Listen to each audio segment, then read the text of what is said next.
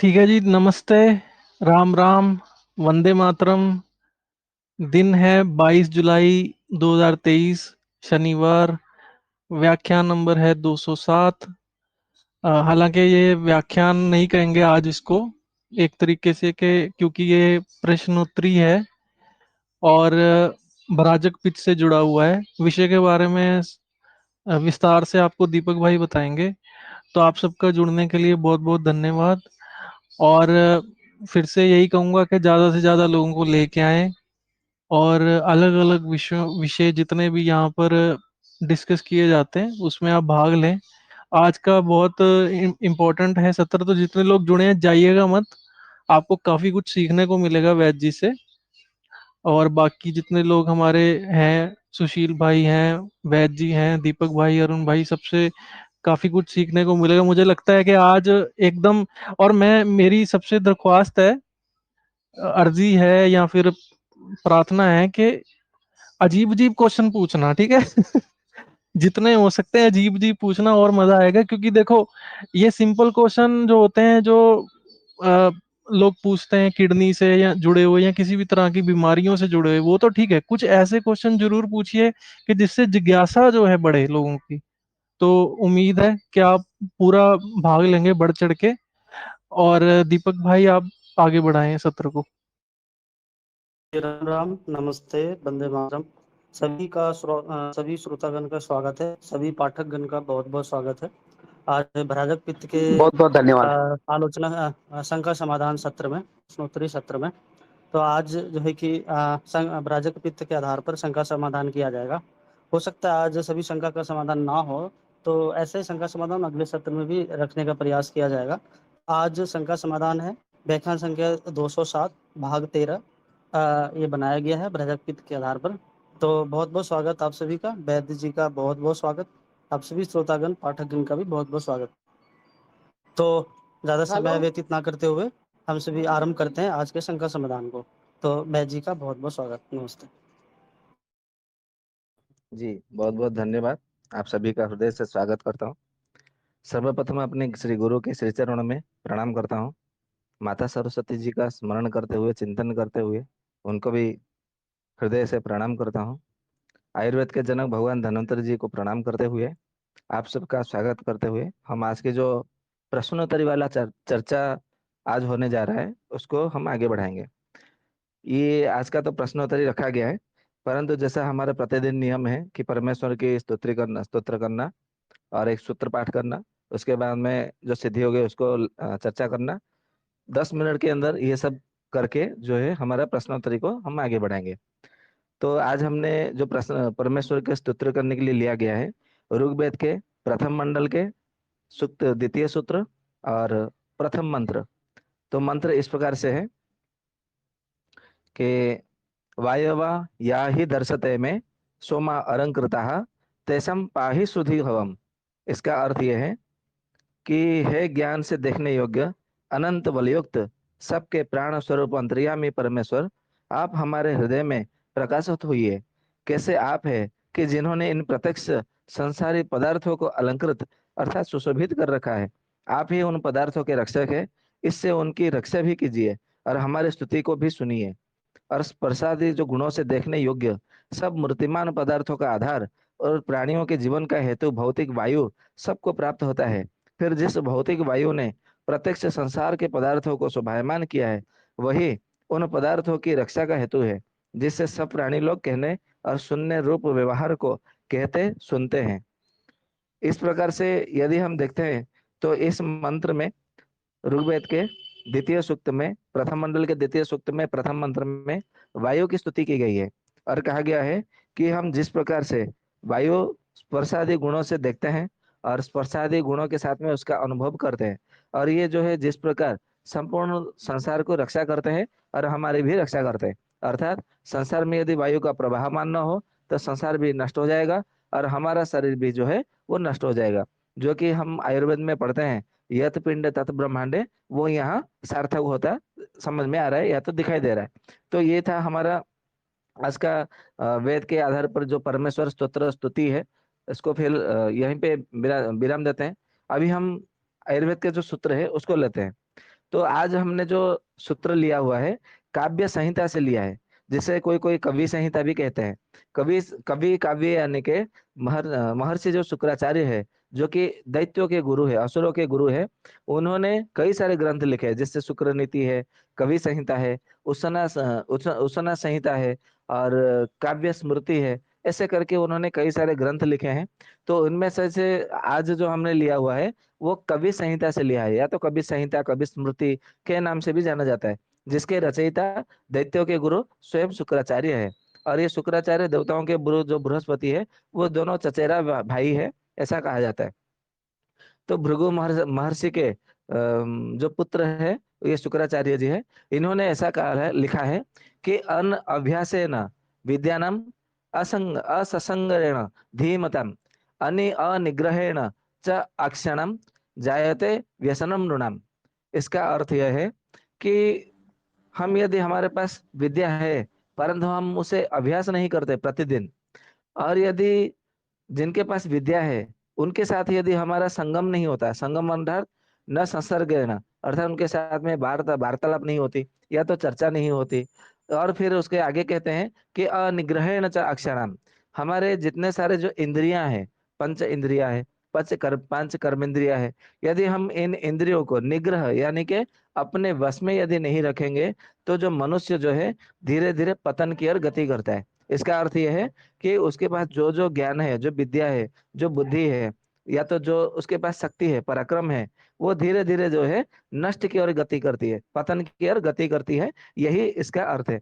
तो कहने का अर्थ है, शुक्राचार्य जी ने त्रेता युग के समय में उन्होंने कहा था कि प्रतिदिन आपको विद्या का अभ्यास करना है। और प्रतिदिन जो है जिन जिन के पास में विद्या है, मान लीजिए हमें अभी हम आयुर्वेद की चर्चा करते हैं, और आयुर्वेद के क्षेत्र में जो जो कर्म करते हैं, या तो आयुर्वेद का जिनको ज्ञान है, उनके साथ में बहुत अच्छे से उनके साथ में व्यवहार रखना है, हमें प्रेम के साथ में वार्तालाप करना है। इससे भी जो है हमारा विद्या और बुद्धि ज्ञान जो है युक्ति और बढ़ेगा। यदि हम समझेंगे, अरे मैंने इतना सारा विद्या पढ़ा हुआ है, मेरे पास इतना सारा ज्ञान है, उसे कुछ भी नहीं मालूम, वो मेरे बराबरी नहीं कर सकता, वो मेरी उसका औकात कहाँ, मेरा औकात कहाँ, यदि हम इस प्रकार से यदि हम देखेंगे, तो फिर हम किसी के साथ में वार्तालाप नहीं कर पाएंगे। तो महर्षि शुक्राचार्य ने जिस जो यहाँ पे कहा है कि न संसर्गेण धीमताम, तो असंसर्गेण धीमताम, तो उसे बुद्धिमान नहीं कहा जाएगा। तो यहाँ पे ये समझने की मतलब बात है। फिर यहाँ कहते हैं कि यदि हम मान लीजिए कि हम विद्या का प्रतिदिन अभ्यास करते हैं, और साथ में हम विद्यावानों के साथ में प्रतिदिन बातचीत भी करते हैं, वार्तालाप भी करते हैं, परंतु हम अपने मन को, अपने इंद्रियों को यदि हम अपने वश में नहीं करते, काबू में नहीं करते, तो भी वो कुछ काम का नहीं है। वो आपको कभी भी जो है वो लाभकारी गुणकारी कभी नहीं हो सकता। इसीलिए ये तीनों के तीनों यदि जिस दिन हमारा पूर्ण पूर्ण रूप से यदि हो गया, यानी कि हमने विद्या का प्रतिदिन अभ्यास किया, और विद्यावानों से प्रतिदिन हम वार्तालाप किए, और हमने अपने पंचेंद्रिय, कर्मेंद्रिय और ज्ञानेंद्रिय सबको, मतलब कुल मिलाकर के 10 इंद्रियों को यदि हमने अपने वश में कर लिया, तो बस हम उन्नति की ओर आगे बढ़ेंगे, हमारा पतन कभी ना होगा। बस यही है, और मेरी इच्छा है कि आप लोगों का कभी पतन ना हो, और ये तीनों से आप सदा जुझे रहे, सब मतलब जो है, मतलब प्रयास करते रहे। तो इसी के साथ में आज का सूत्र हम यहीं पे विराम देते हैं। अभी जो है सिद्ध योग के विषय में चर्चा करते हैं। तो सिद्ध योग के विषय में अभी पता है कि आप लोग को मालूम भी है कि अभी हम जो बच्चों के विषय ऊपर आने वाला जो भविष्य में संकट है, भविष्य में मतलब ज्यादा अधिक देर नहीं है, बहुत शीघ्र ही वो आने वाला है संकट बच्चों के ऊपर। तो आज ही आजकल देखेंगे, जब वो बच्चे विद्यालय से लौटते हैं, पाठशाला से लौटते हैं, तो आते हुए यदि मतलब पानी में भीग लिए, बरसात में भीग गए, या तो फिर ऐसा है कि मतलब बाहर कहीं चल रहे हैं, या तो बाहर कहीं गए हैं और वो बरसात अचानक आ गई तो भीग गए, या तो पानी में थोड़ा ज्यादा समय उन्होंने खेल कूदा किया, तो भी जो है उन्हें सर्दी, खांसी खांसी बुखार ये सब मतलब हो जाता है। तो इसमें आपको क्या करना चाहिए कि तुलसी का पत्ता, उसका मतलब कूट करके रस निकालना है। किसी कंपनी का, कोई भले कितना भी अच्छा कंपनी हो, किसी कंपनी का तुलसी का स्वरस का बोतल नहीं खरीदना है, क्योंकि तुलसी का पत्ता जो है वो इतना दुर्लभ विरल अभी नहीं हुआ है। हमारे भारत की जो भूमि है, तुलसी की भूमि है, बिल्व पत्र की भूमि है, नीम की भूमि है। यदि हम नीम के लिए, करेले के लिए यदि हम कंपनी के ऊपर निर्भर हो गए, तो फिर हम तो भारतीय कहना ना, हमके गर्व की बात नहीं, शर्म की बात है। तो तुलसी का रस जो है कभी खरीदे नहीं। तुलसी का पत्ता लेके आइए और उसको कूट करके उसका रस निकालिए। ये स्वयं अपने घर पर करिएगा। और तुलसी का पत्ते का रस निकालना है कितना, तो कम से कम आधा चम्मच से 1 चम्मच निकालना है। और उसमें सेंधा नमक जो है चूर्ण करके 1 रत्ती मिलाना है। 1 रत्ती यानी कि 1 ग्राम का 8वां भाग, 125 मिलीग्राम। उसको मिला करके जो है उसको पिला देना है। सुबह में एक बार, दोपहर को एक बार, शाम को एक बार, ऐसा दिन में 3 बार पिलाना है। और देखेंगे 2 से 3 दिन के अंदर सर्दी भी ठीक हो जाएगी, खांसी भी ठीक हो जाएगी और बुखार भी छूट जाएगा। ये बहुत अच्छा परिणाम है, आप ऐसा कर सकते हैं। और यदि आप बोलेंगे कि नहीं हमारे यहाँ तुलसी का पत्ता नहीं है और सेंधा नमक भी हमारे यहाँ नहीं है, और आधी रात को यदि ऐसा अचानक हो गया, तो आपके घर में शहद तो होगा, घी भी होगा, और आसपास मतलब नीम का तो कुछ ना कुछ होगा ही होगा, या तो फिर गाय का उपलो का कुछ ना कुछ होगा आपके घर में। यदि कुछ नहीं तो नीम की लकड़ी या तो नीम का दातुन, या तो कोई ना कोई लकड़ी या तो दातुन तो होगा ही होगा। तो छोटा सा लकड़ी लीजिए और उसको छोटे छोटे टुकड़े टुकड़े कर दीजिए। या तो फिर उस टुकड़े नहीं कर ना करेंगे तो भी कोई दिक्कत नहीं है। 1 चम्मच शहद, 1 चम्मच घी, दोनों को पहले घोंट ले, मिला ले, और उसमें जो है थोड़ा थोड़ा करके वो लकड़ी में डाले। और लकड़ी को मतलब आग लगा कर उसमें डालेंगे तो धीरे धीरे वो जलेगा। और जलेगा तो उसका धुआं जो है वो निकलेगा। और केवल उसके धुआं ही केवल बच्चों के शरीर में यदि स्पर्श हो जाएगा तो बुखार भी छूट जाएगा और सर्दी खांसी भी ठीक हो जाएगी।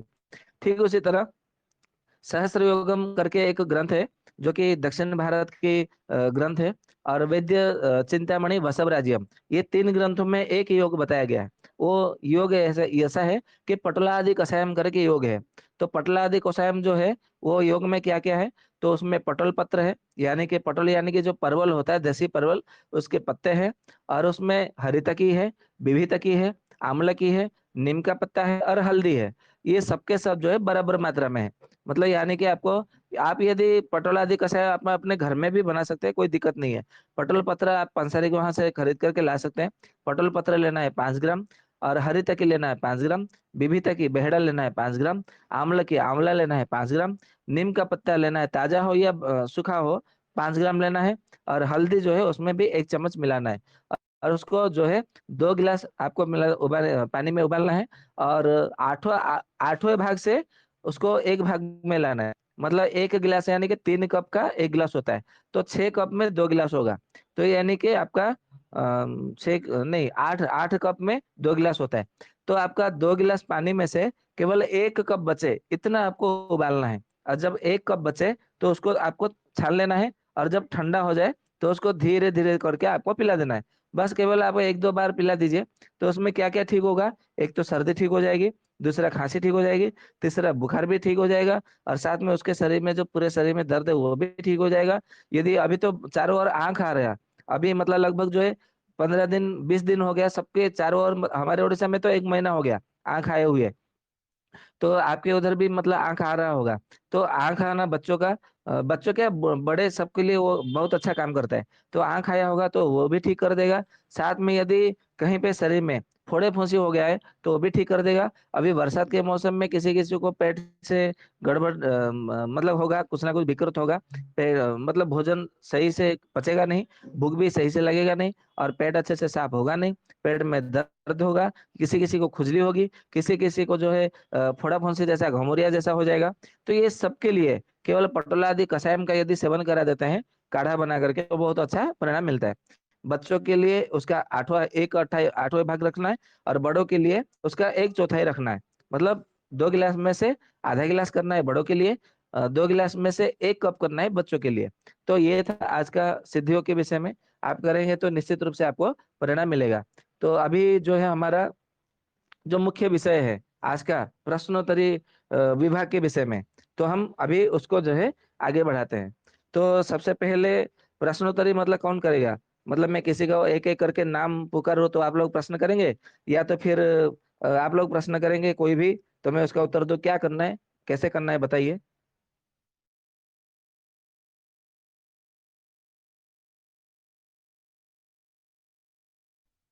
क्या हमारी आवाज आ रही है आप लोगों को? जी वैद जी आ रही है आवाज। जी, जिसको प्रश्नोत्तरी जिस कैसे विषय करना में है मैं, जानकार है। ठीक है, पूछिए किसी को क्या पूछना है।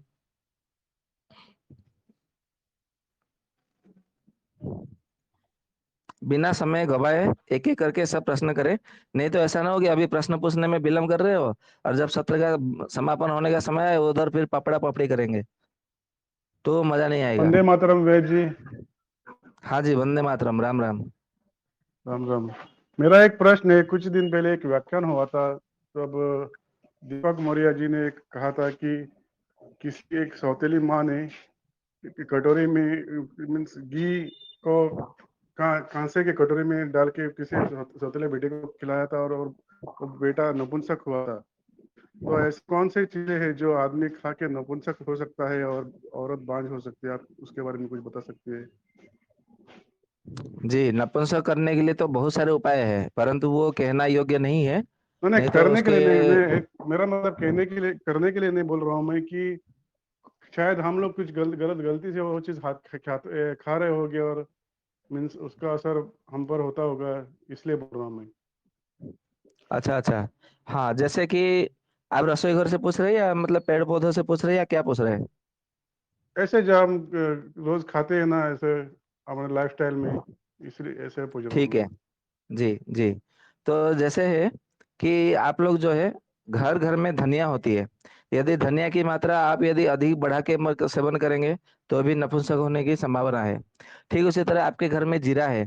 जीरे को यदि बार बार अधिक मात्रा में सेवन करेंगे तो भी नपुंसक होने की संभावना है। ठीक उसी तरह जो अनानास है, अनानास जो क्या बोलते हैं उसको, सफरजन बोलते हैं उर्दू में। तो उसको यदि अधिक मात्रा में सेवन करेंगे तो भी कोई नपुंसक हो सकता है। ठीक उसी तरह जो कदम का जो पेड़ होता है उसका यदि फल यदि कोई सेवन करे तो भी जो है नपुंसक हो सकता है। ठीक उसी तरह जो हमारा कुचला होता है, कुचला को वो जो नपुंसक का औषधि है। तो यदि आपने अधिक मात्रा में उसका सेवन किया या तो विकृत रूप से उसका सेवन किया, यदि आपने कुचले का सेवन किया परंतु उसके बाद में दूध और घी का अधिक मात्रा में सेवन नहीं किया तो भी जो है आप नपुंसक हो सकते हैं। ठीक उसी प्रकार हमारा एक औषधि है मेथी करके। मेथी को भी जो है उसको लिया जाता है।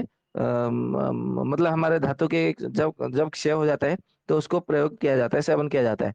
परंतु यदि आपने उसको गलत तरीके से या तो अति मात्रा में करके उसका सेवन किया, यदि केवल मेथी को ही अधिक मात्रा में सेवन किया, ठीक है, तो किसी का वात बढ़ा हुआ है शरीर में और मेथी का सेवन किया तो बात ठीक हो गया, फिर भी वो ऐसा उसको लग रहा है कि नहीं मेरा तो बात ठीक हो गया, परंतु फिर भी मैं जो है और उसको अच्छे से सेवन करूंगा तो मुझे कभी बात नहीं होगा, ऐसा किसी किसी लोगों का ये मानसिकता भी रहता है कि मैं अधिक दिन तक सेवन कर लूं तो मैं भविष्य में भी मतलब कभी नहीं होगा।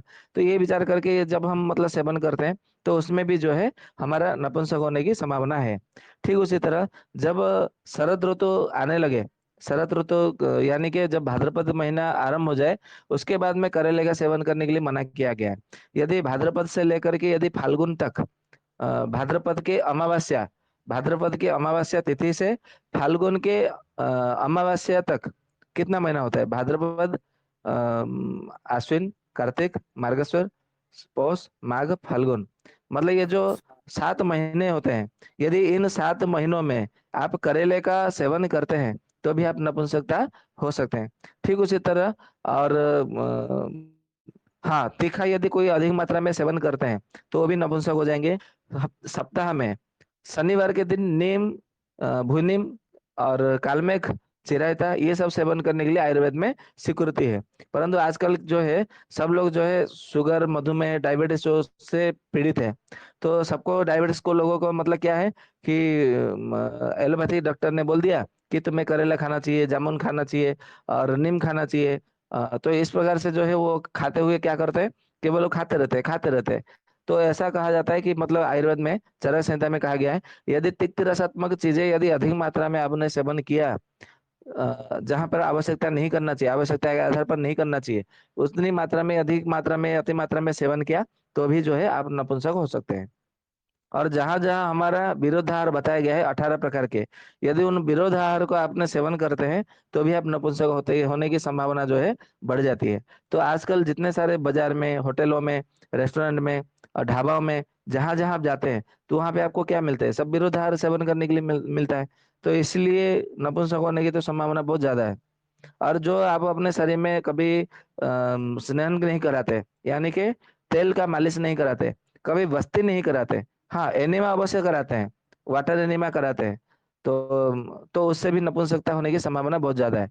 जो अपने जिन्होंने विवाह कर लिया परंतु कभी भी जो है अपने शुक्रवर्धन शुक्रवर्धन या तो शुक्र शोधन, उन सब के लिए जिन्होंने औषधि सेवन नहीं किया कभी भी, बोलते कि यार मैं तो ठीक हूँ, मेरा शरीर ठीक है, मुझे औषधि की क्या आवश्यकता है, तो वो लोग भी जो है नपुंसक होने की संभावना है। और नपुंसक का अर्थ ये नहीं कि केवल उत्तेजना नहीं आए, वो नहीं है। नपुंसकता जो है आयुर्वेद के अनुसार 13 प्रकार के भागों में उसका विभाग किया गया है। तो आपको एक नहीं तो दो, दूसरा दूसरा नहीं तो तीसरा, कोई ना कोई आपको नपुंसकता अवश्य हो जाएगा। ठीक है जी। जी अच्छा, बहुत बहुत शुक्रिया भाई। जी भाई, जी राम राम राम भाई राम। जी। जी जी राम राम।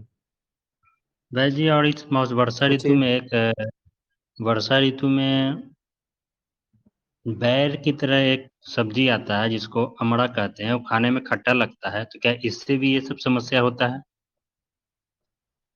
बेड अमड़ा, ये बैर मतलब कैसा होता है आप? हाँ जी। बैर की तरह होता है, हरा हरा होता है, बैर की तरह।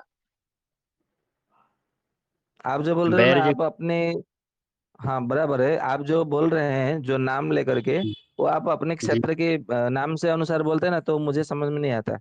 आप उसका शास्त्रीय नाम बोलिए या तो जो मैं समझ पाऊँ ऐसा नाम उसका बताइए। वो भाई जी बैर की तरह एक सब्जी होता है, बैर के आकार का, हरा होता है और वो खाने में खट्टा सब लगता है।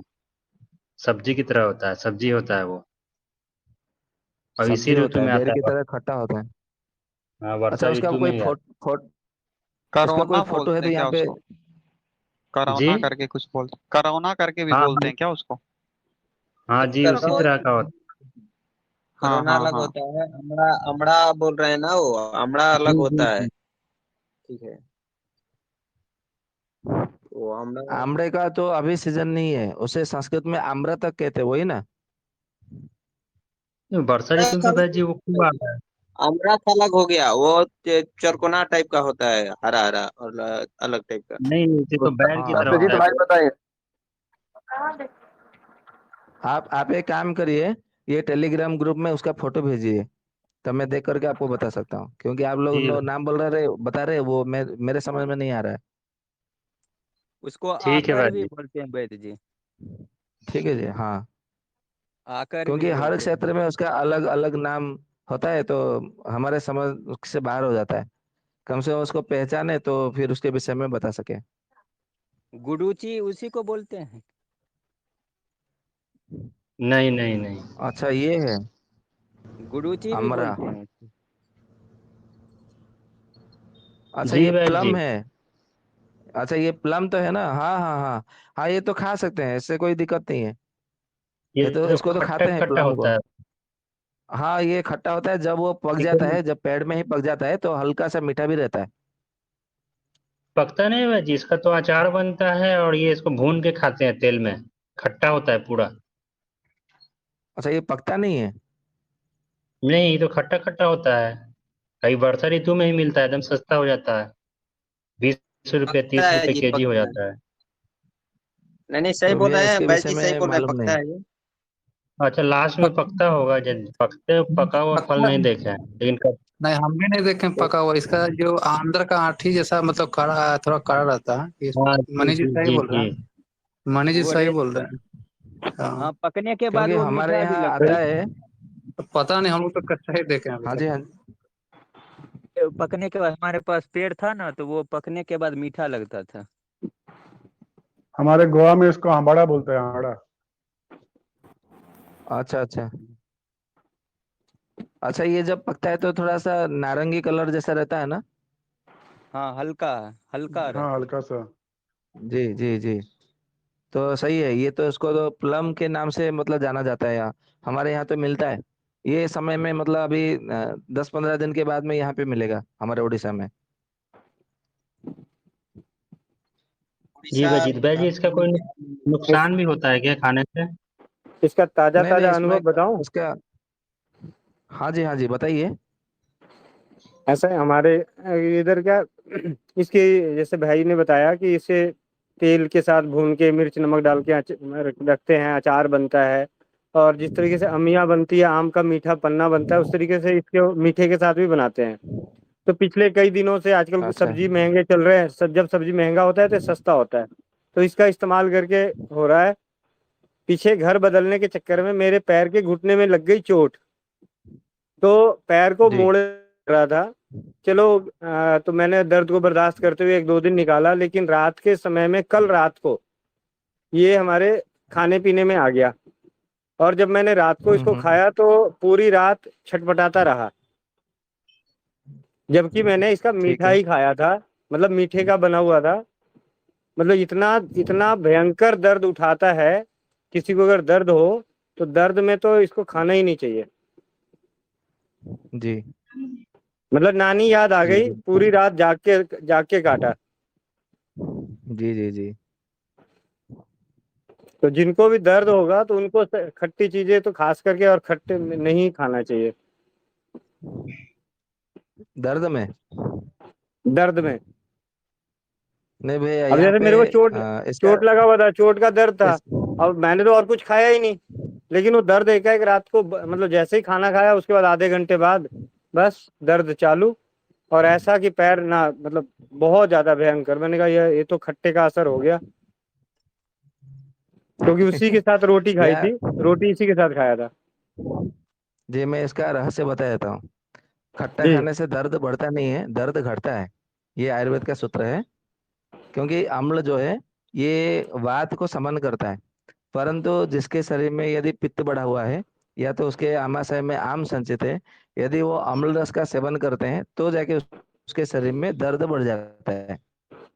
तो हो सकता है कि आपका पित्त संचित होगा या तो आम संचित हुआ होगा, इसके कारण आपको और दर्द बढ़ गई। जी। बाकी अम्ल रस से बात के कभी भी है ना, जिसको भी बात रोग होता है तो अम्ल रस सेवन करने से बात में बहुत अच्छा फायदा मिलता है। बाकी आपने जो कहा कि दर्द में ये प्लम नुकसान करता है, हो सकता है। क्योंकि ये हमने मतलब हमारे तरफ जो मिलेगा अगले महीने में, यहाँ पे मिलेगा अगले अगले 1-2 महीने में, उसको प्लम करके फलों के दुकान में मिलता है। तो हम लोग उसको ला करके, पका हुआ फल है वो खाते हैं। तो थोड़ा सा खट्टा थोड़ा सा मीठा दोनों का स्वाद मिलता है। एकदम लाल लाल फल ऊपर से होता है, जब हम अंदर से तोड़ते हैं तो भी जो है हल्का लाल हल्का नारंगी मिला मिला जुला जो रंग है, वो रंग का हमें प्राप्त होता है। तो हम लोग तो खाते हैं इधर। हाँ, उसका यदि हम देखेंगे तो उसको सेवन करते हैं तो प्रतिदिन यदि सेवन करेंगे 100-100 ग्राम की मात्रा में, वजन में बहुत अच्छा काम करता है, कोलेस्ट्रॉल में भी बहुत अच्छा काम करता है। ये हमने देखा है। बाकी हमने इसका और कोई इतना ज्यादा अनुभव नहीं किया है, किसके किस में काम करता है क्या करता है, ये तो अनुभव का विषय है। जी इसके दादा लिए जी किसी राम का राम। कोई अनुभव हो तो बता सकते हैं। हाँ अभिषेक जी, आप कुछ बोल रहे हैं, बताइए। मेरा एक सवाल था इससे जुड़ा हुआ नहीं, लेकिन यदि किसी का और सवाल है इससे जुड़ा हुआ तो वो पहले पूछ लें फिर मैं पूछता हूँ। हाँ आप पूछ सकते हैं, अभी तो किसी का प्रश्न नहीं है, आप पूछिए। ठीक है ठीक है।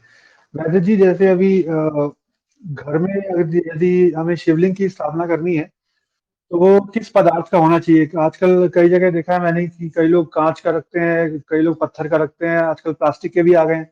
तो आपका क्या विचार है इसमें, या स्थापना करनी भी चाहिए या नहीं करनी चाहिए? बहुत अच्छा आप क्या प्रश्न है। सुझाव देंगे? जी जी, मेरा सुझाव यही है जो कि ऋषियों ने जो सुझाव दिए हैं, मेरा अपना कोई सुझाव नहीं है। तो इसमें कहा गया है कि जो पारद का जो शिवलिंग होता है सबसे श्रेष्ठ होता है, ऐसा ऋषियों ने कहा है। उसके बाद में यदि पारद का शिवलिंग नहीं मिलता है, पारद गुटी का, तो आप जो फेटिकरी होता है स्फटिक, आप उसका भी शिवलिंग बना सकते हैं, तो वो भी बहुत अच्छा गुणकारी होता है।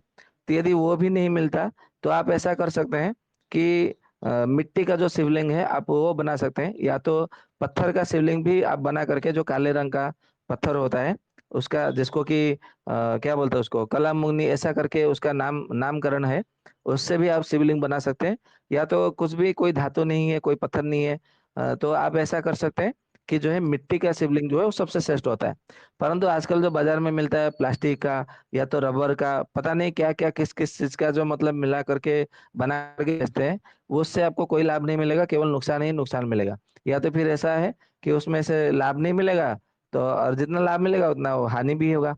तो लाभ हानि जो यदि प्लस माइनस देखेंगे तो आपका जो है वो नॉर्मल हो जाएगा, तो उससे कोई फायदा नहीं है। आप यही सब मतलब जो है शिवलिंग का स्थापना करके परंतु सबके घर में शिवलिंग होना ही चाहिए, क्योंकि शिव ही सत्य है, शिव ही मतलब सुंदर है, ऐसा कहा जाता है। तो सबके घर में शिव जी का होना ही चाहिए, क्योंकि चरक जी ने देखेंगे, चरक जी, अग्निवेश जी, भरद्वाज जी, सब ने कहा कि प्रतिदिन आपको शिव जी का दर्शन करना चाहिए और विष्णु सहस्त्र नाम पाठ करना चाहिए और विष्णु जी का स्मरण करना चाहिए, गुरु जी का चिंतन करना चाहिए। तो ये सब क्यों कहा गया है? वो हमें अपने परिवार को स्वस्थ रखने के लिए, अपना स्वास्थ्य को कुशल मंगल रखने के लिए कहा गया है। तो सबके घर में शिव जी का तो होना ही चाहिए शिवलिंग। जी वैद्य जी, बहुत बहुत धन्यवाद। तो इनकी स्थापना करने के लिए कुछ अ, किस तरीके से किया जाए, इसके बारे में बता सकते हैं या फिर उसमें समय लगेगा? हाँ, उसमें तो थोड़ा स्थापना करने के लिए ऐसा है जी, स्थापना करने के लिए ऐसा ऐसा इसका ये नियम है कि जो आपके जो अपने कुलगुरु है, आप उनको संपर्क करिए, वो आकर के मंत्रपुत करके वो स्थापना करेंगे। और स्थापना करने के लिए कोई मंत्र की आवश्यकता नहीं है, परंतु जो जहाँ से आप मिट्टी भी लाएंगे तो आप ऐसा उसमें कर सकते हैं। हाँ, जब आप उनमें अभिषेक करेंगे तो फिर उसमें मंत्र की आवश्यकता पड़ती है, क्योंकि शास्त्रों में ऐसा कहा गया है। भले आप देखेंगे जितने सारे हमारे जो मुख्य मुख्य जो स्तोत्र स्तोत्र नहीं, जितने सारे हमारे जो कर्म कांड के ग्रंथ है, आप कोई भी कर्म कांड के ग्रंथ देखिए, किसी में भी देखिए, यदि हम पुराणों की बात करें, संहिताओं की बात करें, कहीं पर भी ये नहीं लिखा है कि शिव जी का शिवलिंग स्थापना करने के लिए किसी मंत्र की आवश्यकता है। आप केवल ओम नमः शिवाय जप करते हुए भी शिव स्थापना कर सकते हैं, परंतु जब आप उसमें अभिषेक करते हैं तो फिर आपको मंत्र की आवश्यकता पड़ेगी। तो आप अपने कुलगुरु जो पुरोहित रहते हैं, आप उनसे संपर्क करके ये कर सकते हैं। ठीक है वैद्य जी, बहुत बहुत धन्यवाद। जी जी, राम जी। राम राम। राम राम भैया। बैठ जी राम। मेरे हाँ जी, राम पिताजी का राम। नाम, मेरे पिताजी तिल पाँव हो गया है बैठ जी। बैठ जी। बैठ जी, हाँ हाँ, बोलिए बोलिए, सुन रहे हैं। मेरा पिताजी का फील पाँव हो गया है, कम से कम 25-30 साल हो गया। एक पैर में सूजन रहता है, ज्यादा सूजन नहीं रहता है, बाकी सूजन रहता है। और हम्म। बदली बदली करता है ना तो वो बड़ा हो जाता है, बुखार आ जाता है बदली करने पर। बदली करने पर यानी कि समझ नहीं आया। बदली और जैसे बदली रहता है ना तो उसको बुखार आता है, मौसम फिर मौसम चेंज होता है, बादल रहता है, तब बोल रहे हो? मैंने बादल को बोल रहे हैं, जो आसमान अच्छा में क्लाउड रहता है हाँ ना, उसको बोल रहे हैं। अच्छा अच्छा, बादल बादल। हाँ अच्छा अच्छा, ठीक है, बोलिए बोलिए। बादल भैया तो आप फिर है। आप सबसे अनुरोध है, आप ऐसे शब्दों का प्रयोग करिए जैसे कि मैं सरल, आसानी से सरलता से समझ सकूं। ठीक है, अभी अभी अभी बोलिए। हाँ, हाथ पाँव, हाथ पाँव हो गया है भाई जी, 25-30 जी, सालों में। ठीक है तो उनके लिए कुछ बता देते तो बढ़िया रहता। ठीक है ठीक है ठीक है। उसमें मैं आपको कुछ उपाय बता देता हूँ, जो कि हमारे चक्रदत्त जी ने चक्रदत्त ग्रंथ में वर्णन किया है, और हरित संहिता में कुछ प्रयोग है, उसके आधार पर मैं आपको बताता हूँ। तो आप उसका प्रयोग करिएगा, तो उसमें बहुत अच्छा परिणाम मिलेगा। और हमारे सुश्रुत संहिता में भी चिकित्सा स्थान में बहुत अच्छा उसमें वर्णन किया गया। हमारा जो अपराजिता जो पौधा होता है, जो लता होती है अपराजिता, आप लोगों ने देखा होगा, जाना होगा, और सब जो पहचाना होगा। तो जो अपराजिता होता है, उसका जड़ आपको मतलब निकाल करके संग्रह करके लाना है। और कब लानी है? केवल शनिवार के दिन उसका जड़ लाना है, और किसी दिन नहीं, केवल शनिवार के दिन उसका ला करके, उसके जो जड़ है, उसके जड़ को मतलब जिस दिन लाएंगे उसी दिन उसको जड़ को पूरी तरह से आप पानी थोड़ा सा मिला करके पीस लीजिए, या तो गोमूत्र में मिला करके या तो सरसों के तेल में मिला करके उसको पूरी तरह से पीस लीजिए। बराबर। पानी से ज्यादा अच्छा काम करेगा सरसों का तेल, सरसों के तेल से भी और उत्तम काम करेगा उसमें गोमूत्र। तो आपके पास जो उपलब्ध हो सरलता से, सुगमता से, उसके साथ में पीस करके उसका लेप लगाइए, और लेप लगा करके छोड़ दीजिए। ठीक है, टांगों को थोड़ा ऊपर किसी लकड़ी के सहारे या तो किसी के सहारे जो है उसको थोड़ा मतलब ऊंचा ऊपर उठा करके टांगे को ऐसा पैर को रख दीजिए। ये हो गया आपका लेप लगाने के लिए। और सप्ताह में 2 दिन जो है, एक दिन या तो 2 दिन, जो आक का जो पौधा होता है, आक मदर जो बोलते हैं, उसका जड़ जो है पीस करके आपको लगाना है। ये भी आपको गोमूत्र में ही पीस करके लगाना है। बराबर। तो आप सप्ताह में 2-3 दिन अपराजिता की जड़ को पीस करके लगाना है, और सप्ताह में 2-3 दिन आपको आग का जड़ को पीस करके लगाना है। ये तो हो गया आपका सेवा, मतलब ये लगाने के लिए। ठीक है। और एक मतलब पौधा है जिसको कासुंदी के नाम से जाना जाता है। तो कासुंदी का जो जड़ है वो लेके आइए, आपको जड़ी बूटी के दुकान पर मिल जाएगा, बराबर। तो ला करके उसको क्या करना है, घी, जो गाय का देसी गाय का घी है, जर्सी गाय का नहीं, किसी कंपनी का नहीं, देसी गाय का घी किसी गौशाला से आप संग्रह करिए। और कम से कम 1 चम्मच के देसी गाय के घी के साथ में उसको पीस करके, उसको जो है पूरा चटनी की तरह पीस करके, फिर उसको आपको पिलाना है सुबह में एक बार। और ये आप दोपहर में या तो शाम को भी पिला सकते हैं, कोई दिक्कत नहीं। और सुबह में सूर्योदय से पहले क्या करना है, गिलोय का जूस आपको मिलेगा, या तो फिर गिलोय का रस आपको डंडी से या तो पत्ते से पीस करके उसका रस निकाले। कितनी मात्रा में, तो कम से कम 30 से 40 ml, इतने मात्रा में, या तो ये 1 कप कम से कम, उसको 1 कप रस निकालना है। और उसी में जो है सरसों का तेल 1 चम्मच मिला करके आपको पीने के लिए देना है सूर्योदय से पहले। ये नियमित रूप से देना है ये पीने के लिए। और इसको पीने के बाद में उनको जो है ना, पतला पतला दस्त होगा, किसी किसी को 15 बार, किसी को 20 बार ऐसा भी दस्त होता है। तो आपको वहां पे घबराना नहीं है, केवल आपको इसको पीने के लिए देना है और ये लेप लगाने के लिए देना है। ऐसा नियमित रूप से 3 महीना करिए। 3 महीने के बाद में फिर से बताइए। ठीक है जी। जी, आपने अभी ये बताया अपराजिता की जड़ है जो शनिवार को लानी है, तो वो तीनों दिन की एक ही बार में ले आए या अलग अलग दिन लानी पड़ेगी? नहीं, 3 दिन के लिए आप एक ही साथ में ले आएंगे। और क्योंकि 4-5 दिन के लिए लाएंगे तो उसका जो रस होता है वो सूख जाएगा, इसीलिए केवल 3 दिन के लिए लाए तो अच्छा है। और जो बाकी जो 3-4 दिन है आप उसमें आग का जड़ का प्रयोग कर सकते हैं। इसीलिए आग का जड़ का प्रयोग करने के लिए उसमें विकल्प के रूप में रखा गया है। ठीक है। वो 3 दिन उनको एक साथ पीसनी है या फिर अलग अलग तीनों दिन पीस करके लेट पड़नी है? अलग अलग पीसना है, जिस दिन पीसेंगे उस दिन लेप देंगे।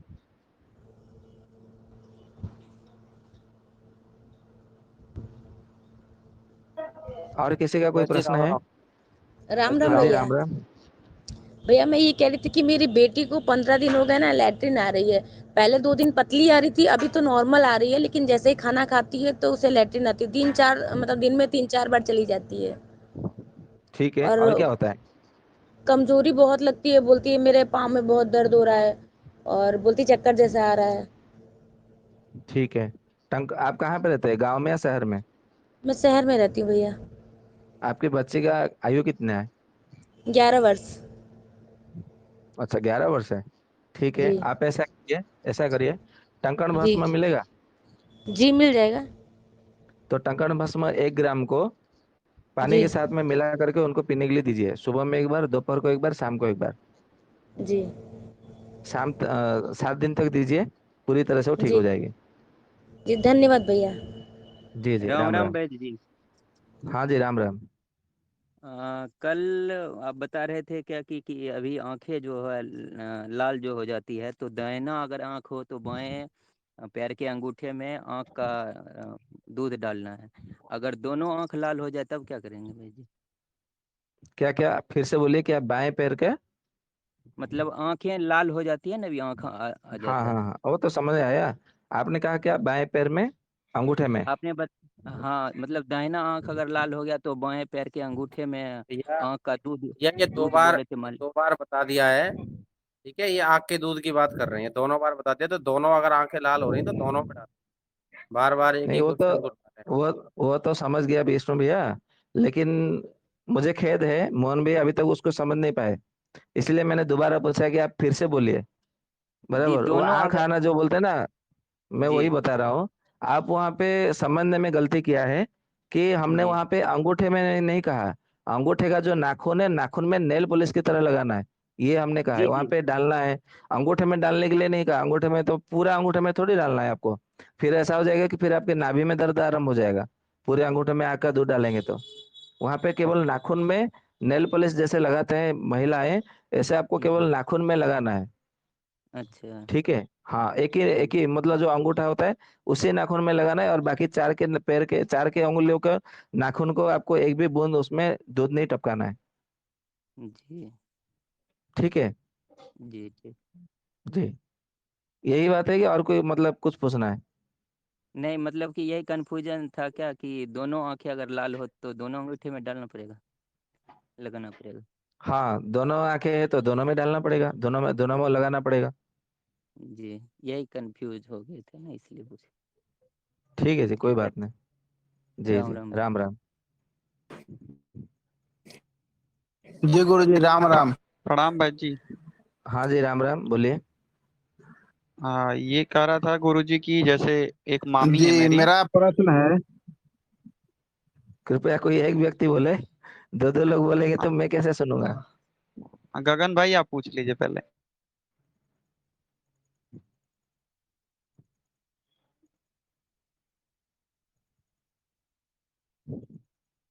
कोई तो पूछिए। जी गगन जी आप पूछ सकते हैं अभी। जी आवाज आ रही है मेरी? हाँ बिल्कुल आ रही है, बोलिए बोलिए। जी मेरे यहाँ गांव में आजकल गलशोध बहुत हो रहे हैं बच्चों को। क्या हो रहा है? गलशोध यानी कि जो गाल होता है, गाल के नीचे निचले हिस्से में सूजन हो जा रही है और दर्द बहुत कर रहा है, और उसी की वजह से बुखार लग रहा है। गलशोध जिसे बोलते मतलब अच्छा अच्छा। सलाइवरी ग्लैंड में सूजन। हाँ हाँ हाँ, जी जी जी जी, बहुत अच्छा। उसे गलसोत तो तो कहते हैं। पर हाँ हाँ, मैं समझ गया आपकी बात अभी। उसके ऐसा जी करिए, आप गांव से है कि शहर से है? जी गांव से है। गांव से है तो धतूरा तो आपको मिल जाएगा, धतूरे का पेड़। हेलो। जी जी हाँ। हाँ, धतूरे का जो पत्ता लाइए और उसको कूट जी करके मिल उसका जाएगा, रस धतूरा निकालिए। मिल जाएगा बहुत। ठीक है, उसका पत्ता लेके आइए, जी ताजा पत्ता। और उसको कूट करके उसका रस निकालिए। और जितना रस निकलेगा, उतनी मात्रा उसमें आपको 1 चम्मच या तो 2 चम्मच, यदि छोटा बच्चा है तो 1 चम्मच एरंड का तेल मिला लीजिए। मतलब ज्यादा रस नहीं निकालना है, कम से कम 1 चम्मच रस निकालना है। और 1 चम्मच एरंड का तेल मिला करके उसको जो है मतलब मालिश करिए उसके ये जहाँ पर उसका गल शोथ हुआ है। ठीक है, तो जी भी बहुत अच्छा उसमें परिणाम देगा। तो ठीक हो जाएगा। यदि और उसका ऐसा है कि जो शोनाक के नाम से जाना जाता है, शोनाक, या तो आप बोलेंगे कि जी हमारे जी यहाँ शोनाक, शोनाक है आपके वहाँ? जी हाँ है। तो शोनाक का ताजा छाल लाना है सूर्योदय से पहले। थोड़ा सा, ज्यादा नहीं, कम से कम 10 ग्राम की मात्रा में ताजा छाल लेके आइए। और उसको सरसों का थोड़ा मतलब मिला करके उसको पीस लीजिए। सरसों का यानी कि कितना, लगभग 1 ग्राम की मात्रा में लीजिए सरसों। उसको उसी के साथ में पीस करके उसका जो है छान लीजिएगा। और उसको पीने के लिए दे दीजिएगा। तो 1-2 दिन में ही आप जी दे देंगे तो ठीक हो जाएगा। हाँ, और हाँ, उसमें जो जी है, जी जो लोबान होता है, लोबान जिसको सजरस राल भी बोलते हैं, राल भी उसमें जब आप लगाएंगे उसमें धुतरे का पत्ते का रस, एरंड का तेल, तो उसमें राल भी थोड़ा मिलाना है। ठीक है, ये तीनों को मिला करके उसका लेप लगाना है। जी और सोना का छाल और सरसों, और उसमें भी चाहे तो आप 1 ग्राम राल भी मिला सकते हैं। और उसको पीने के लिए दे दीजिए तो बहुत अच्छा परिणाम है। 1 या 2 दिन में ही वो पूरी तरह से ठीक हो जाता है। ठीक है जी। जी जी, और कोई? अरे जी मेरी जी। मेरी और माता एक जी और हैं। प्रश्न, मूत्र का आपकी आवाज कट रही है भैया, क्या बोल रहे हैं?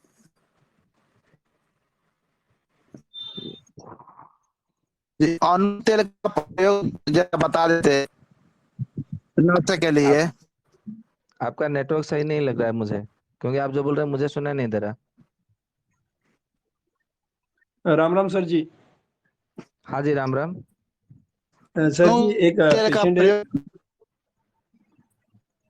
हेलो।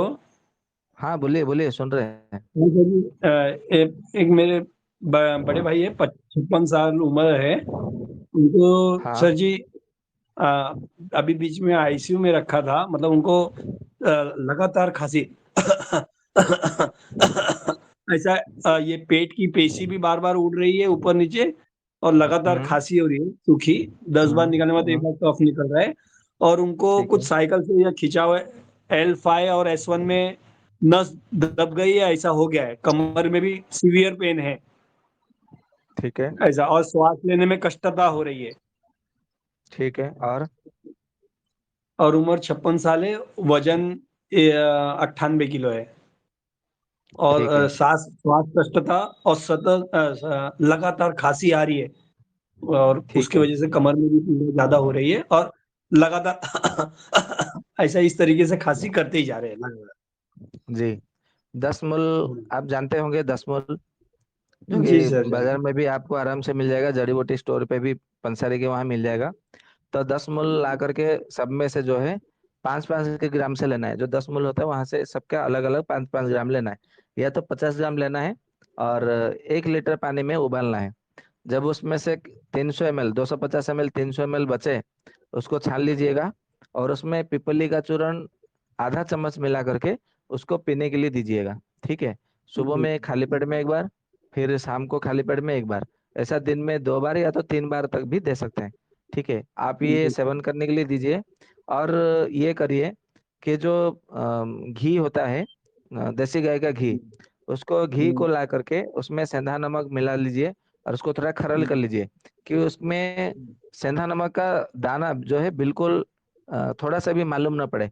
पूरा उसमें नमक जो है पूरा घुल जाना चाहिए, जैसे पानी में घुलता है वैसे ही घी में वो पूरा पूरी तरह से घुल जाना चाहिए।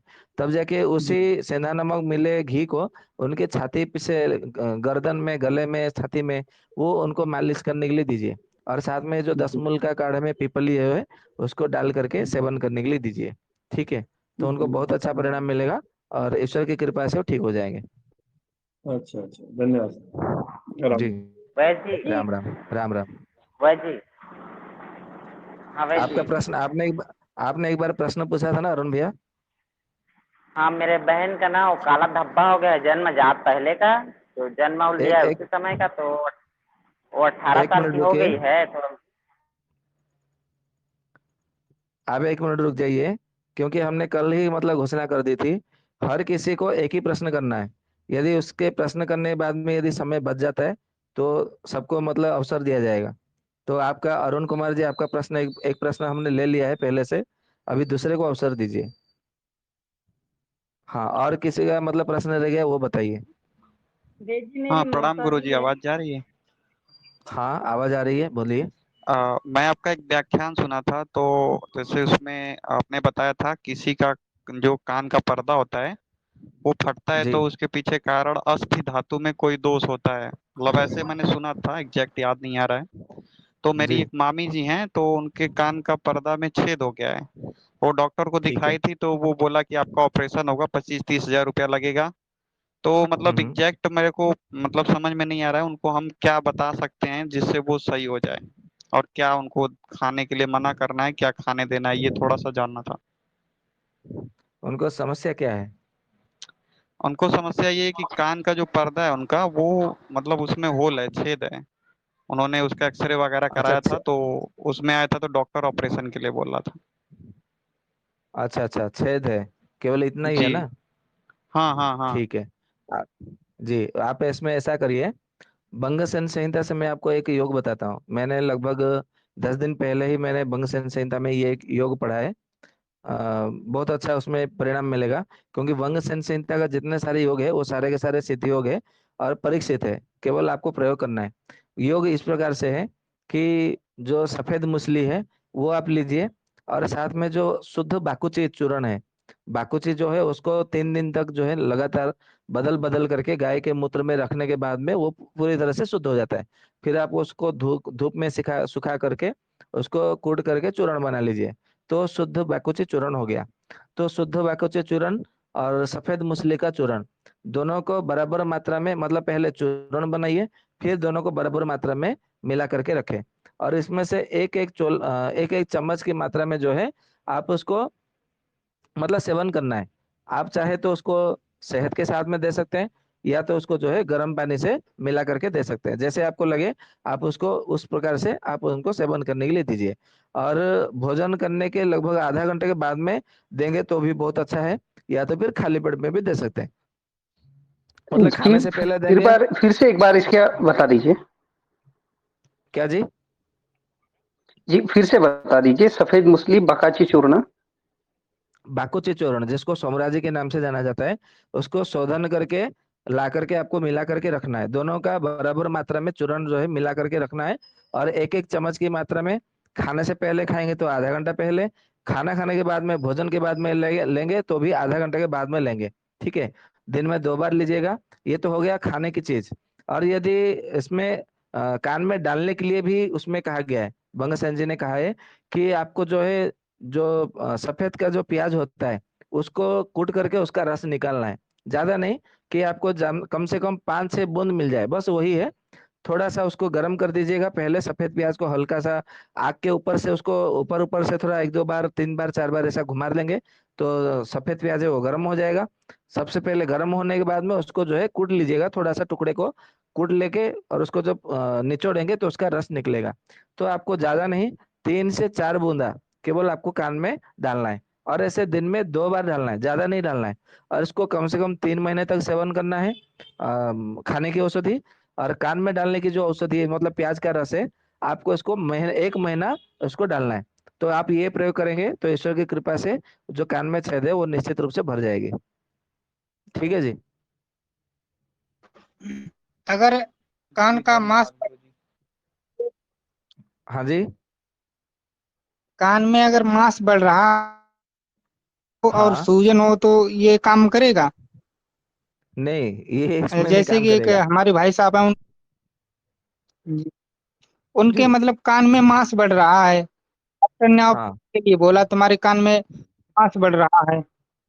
कान में यदि किसी सर के भारी मांस भारी बढ़ है। रहे हैं, जी जी, जी कान में यदि किसी के मांस बढ़ रहे हैं, तो मैं चक्रदत्त जी का एक योग बताता हूँ, जो आचार्य चक्रपाणि जी ने चक्रदत्त ग्रंथ लिखा है। उनमें उन्होंने ये कहा है कि जो सहीजन का पौधा होता है, सहीजन का पत्तों का, और पत्तों को थोड़ा ला करके कल्क बना ले, यानी कि चटनी बना ले, और पानी में मिला करके पीस ले। जितना पत्ते का वजन होगा उतने ही वजन का आपको पानी लेना चाहिए, ज्यादा पानी नहीं लेना चाहिए, ना ही उससे कम पानी लेना चाहिए। मैं फिर से बता देता हूँ, ध्यान से सुने। सहजन का जो हम जो खाते हैं, जिसको मोरिंगा के नाम से जाना जाता है, तो सहजन का ताजा पत्ता लेके आइए, उसको वजन कर लीजिए धो करके। और फिर उसको जो है वजन करके, जितना वजन का होगा उतने ही वजन का आपको पानी लेना है। और उसी पानी से जो है आपको पीस लेना है। पीसने के बाद में उतने ही और जितना, हाँ, पत्ता जितना लिया है उतने का आपको छाल भी लेना है, ताजा छाल। और दोनों को उसी वजन का पानी में पीसना है। और जितना वजन होगा उस पिसे हुए चटनी को, इसे आयुर्वेद में कल्क कहते हैं। चक्रधर जी ने कहा है कि जितना वजन होगा कल्क का, उसका 1/4 तिल का तेल लेना है। और तिल का तेल ला करके लोहे की कढ़ाई में आपको उसका पाक करना है, मतलब तेल को पकाना है। जब उसका धीमी आंच पर, जब उसका झाग निकलना बंद हो जाए पूरी तरह से, तो आपको तुरंत जो है दूसरे बर्तन में इसको छान लेना है। ठंडा होने के बाद में शीशी में भर करके रखना है। और इसको जब भी आप कान में डालेंगे, थोड़ा सा हल्का, मतलब गर्म पानी में तेल को रखेंगे तो तेल हल्का सा गर्म हो जाएगा, गुनगुना हो जाएगा। फिर हल्के गुनगुने पानी को जो है, ये तेल को आपको उसमें कान में डालना है। तो जिनके कान में मांस बढ़ा है तो उसमें बहुत अच्छा परिणाम देता है। और उसके साथ में जो है लक्ष्मी विलास रस, सारीवादी बटी और कांचनार गुगुल, तीनों में से 2 2 गोली की मात्रा में भोजन के बाद में शहद के साथ में आपको सेवन करना है। तो इसमें बहुत अच्छा परिणाम मिलता है। तो आप इसको सेवन भी करना है, और ये वाला तेल आपको ढालना है। तो इसको शोभांजन तेल करके चक्रदत्त ने बताया है। तो आप इसका प्रयोग करेंगे तो निश्चित रूप से जिनके भी कान में मांस बढ़ा है तो वो पूरी तरह से ठीक हो जाता है। गुरुजी फिर से औषधियों का नाम बताएं। लक्ष्मी विलास रस, कांचनार गूगल और सारीवादी बटी।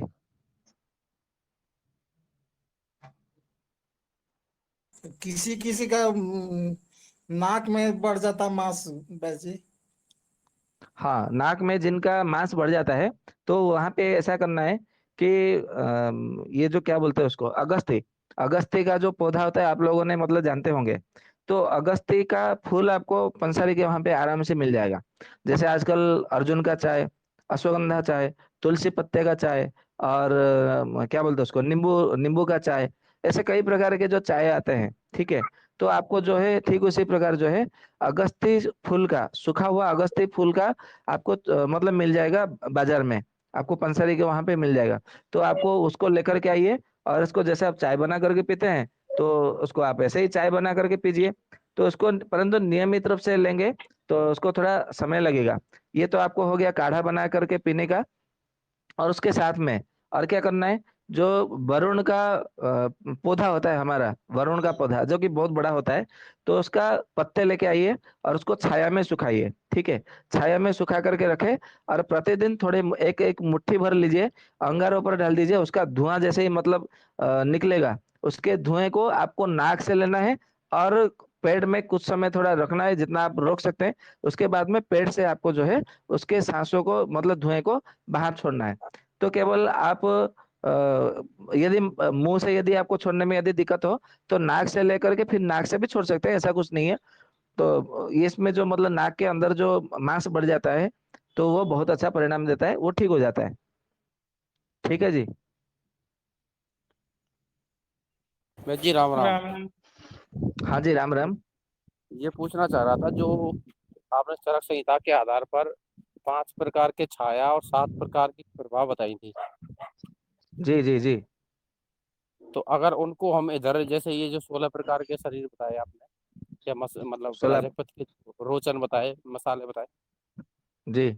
और इसमें फिर 7 प्रकार की कला बताई और शरीर बताए, तो उन्हें यहाँ जोड़ेंगे तो किधर जोड़ेंगे फिर, और छाया को? हाँ वही है, 7 प्रकार के त्वचा को, 7 प्रकार के कला को उसी प्रकार के 7 प्रकार के छाया के साथ में ही जोड़ना है। 5 प्रकार की छाया को 5 महाभूतों के आधार पर उसको जोड़ना है। ठीक है। और ये जो सात प्रभा है, जिसको सप्त प्रभा कहा है चरक जी ने, उसको अपने 7 कला, 7 आशय और 7 त्वचा के साथ में आप उसको जोड़िएगा। वो मैं बताना भूल गया था। जी जी। और प्रभा को प्रभा को भी इनमें जोड़ना है? हाँ, प्रभा पांच को भी आप प्रकार। ऐसे ही जोड़िए। हाँ, जो 5 प्रकार के जो नहीं, 7 प्रकार के प्रभा है ना, हाँ 5 प्रकार की छाया है, 7 प्रकार की प्रभा है। तो एक एक जी। प्रभा को आपको एक एक कला के साथ में जोड़ना है।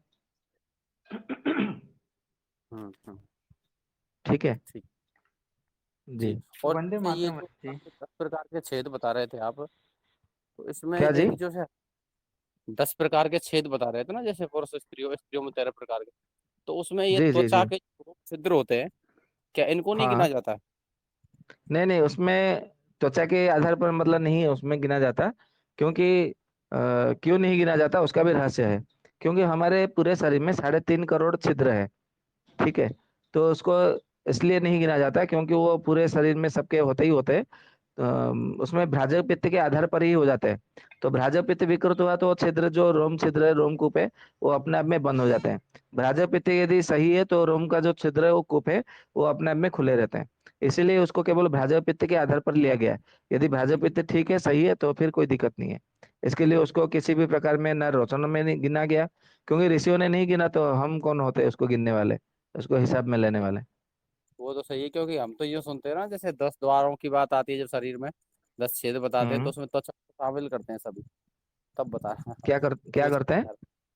त्वचा को शामिल करते हैं। जैसे आपने वो बताया था ना कि जो ब्रह्म रंध्र है, या जो सिर में बताया ना सहस्त्रार चक्र के पास है, जो जी जी चोटी के जी स्थान पर जी होता जी है, और उसको जी। नहीं बताता है उसमें 10वां छेद त्वचा को बताते हैं सभी। अच्छा। ये हाँ। तो कोई बात नहीं, ठीक है। उसको त्वचा को तो स्पर्शन स्पर्शन इंद्रिय के साथ में उसको लिया गया है योग शास्त्र में। तो वो छिद्र के आधार पर नहीं आता, नहीं माना जाता उसको। क्योंकि वो सभी तो यूं तर्क देते हैं ना कि वही से पसीना निकलता है, या हम कोई मालिश वगैरह करते हैं तो वो अंदर जाता है, तो मतलब छेद तो है ना, गंदगी तो निकलती है। हाँ, उसका भी रहस्य हम बताएंगे, कोई बात नहीं। परंतु उसको नहीं वंदे हिसाब में लिया जाता। राम राम जी। हाँ जी, राम राम। भ्राजक पित्र का विकृत है तो उसको शांत कैसे कराइए बताइए आप। वो तो सत्र अभी बाकी है। भाजपा पित्त अच्छा क्यों विकृत हुआ है वो सत्र बाकी है, और विकृत हुआ है तो उसको कैसे ठीक किया जाए वो सत्र बाकी है। अभी लगभग अभी 3-4 सत्र और बाकी है भाजपा पित्त के ऊपर। अच्छा, तो आज सिंपल ही प्रश्न उत्तर ही है क्या? हाँ, अभी तक जो भ्राजक पित्त के 12 भाग हो चुके हैं। तो इन 12 भाग को सत्र में जितने लोगों ने जुड़े हुए थे, तो उनके मन में जो भी जितने सारे प्रश्न हैं, उन प्रश्नों के, उन शंकाओं को समाधान करने के लिए आज का सत्र रखा गया है। अच्छा अच्छा, ठीक ठीक ठीक। यदि किसी को चलो। समझ में नहीं आया, या तो उनको समझने में कहीं पे कुछ दिक्कत हुई, तो उसको मतलब शंका का समाधान करने के लिए आज का प्रश्नोत्तरी सत्र रखा गया है। जी जी, ठीक ठीक ठीक। वेद जी राम राम। हाँ जी, राम राम। राम राम वेद जी, जैसे खाना खाने के बाद हमारे शरीर में रस, रक्त, मांस, मेद, अस्थि, मज्जा और वीर्य ये जो बनता है, हम्म। तो हम अगर यदि एक बार खाना खाते, सुबह समझिए 9 बजे हमने खाना खाया, तो ये जो प्रक्रिया है, ये कितनी देर तक चलती है? अच्छा, मतलब आपने एक बार भोजन किया तो वो कब तक वो चलता रहता है? जी जी। हाँ, इसको अन्य अन्य मनीषियों ने कहा है ये 28 दिन तक चलता रहता है, परंतु सुश्रुत जी ने कहा ये 40 दिन तक चलता रहता है। ठीक है। यदि आज आपने भोजन किया तो आज से 40 दिन तक जो है, मतलब सुश्रुत जी के आधार पर महर्षि सुश्रुत जी ने कहा ये 40 दिन तक चलता है।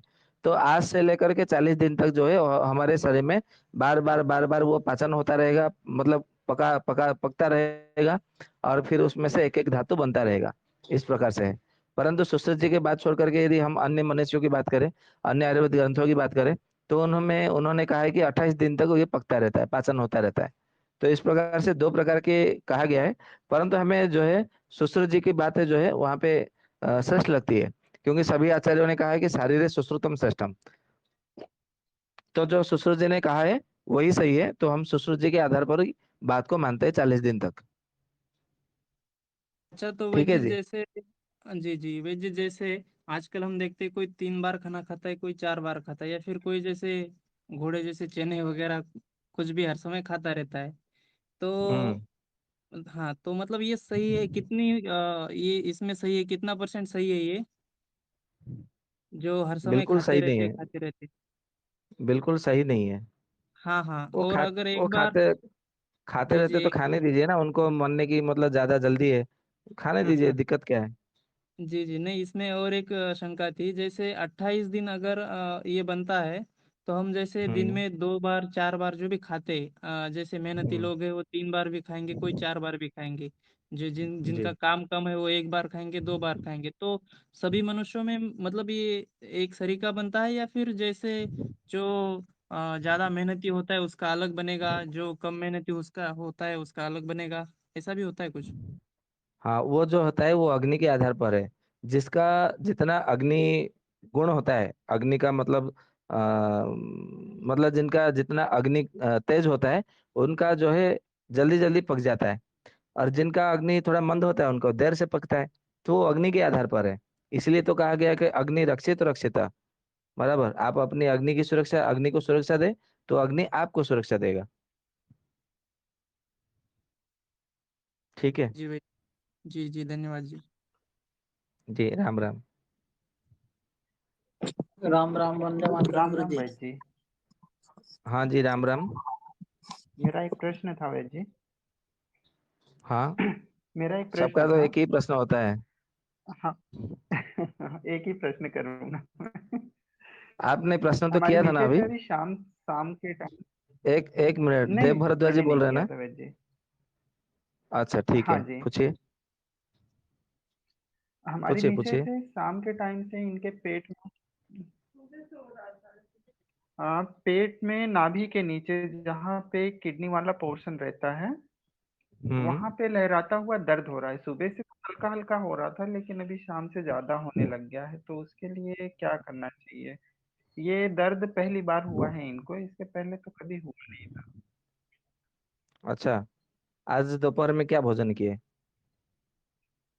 भोजन में सामान्य सी दाल, तुअर की दाल थी, चावल और रोटी थी। ठीक है। और और? एक बीन्स नहीं बोलेंगे इसको, गवार फली बोलते हैं यहाँ पे, ठीक है। उसकी सब्जी बनाई हुई थी। बस ये 4 चीजों अच्छा। का सेवन किए थे, थोड़ा सा दूध पिया था इन्होंने। अच्छा, दूध भी पिया था? दूध भी बहुत पिया था। अच्छा। चलिए ठीक है। अच्छा, उसमें आप एक काम करिए। आप गांव में रहते हैं जी। कि बाहर रहते हैं, मतलब शहर में रहते हैं?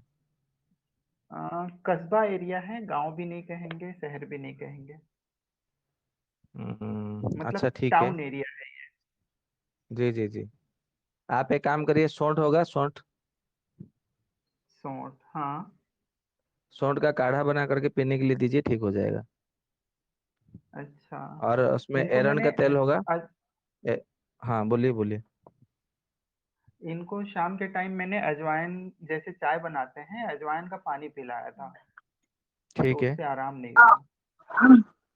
कोई बात नहीं। आप उनको सौंठ का 1 चम्मच सौंठ लीजिए, बराबर 1 गिलास पानी में उबालिए, आधा गिलास बचे छान लीजिए। उसमें एरंड का तेल लगभग 4-5 चम्मच मिला करके उनको पीने के लिए दे दीजिए, गरम गरम, हल्का गरम। और रात को खाना अभी बंद अच्छा। कर दीजिए, कुछ भी खाने के लिए मत दीजिए। और ये आपके पास यदि हाँ। सरसों का तेल और एरंड का तेल है तो दोनों को बराबर मात्रा में मिला करके पूरे छाती पेट में पूरा मालिश करिए आधा घंटा तक।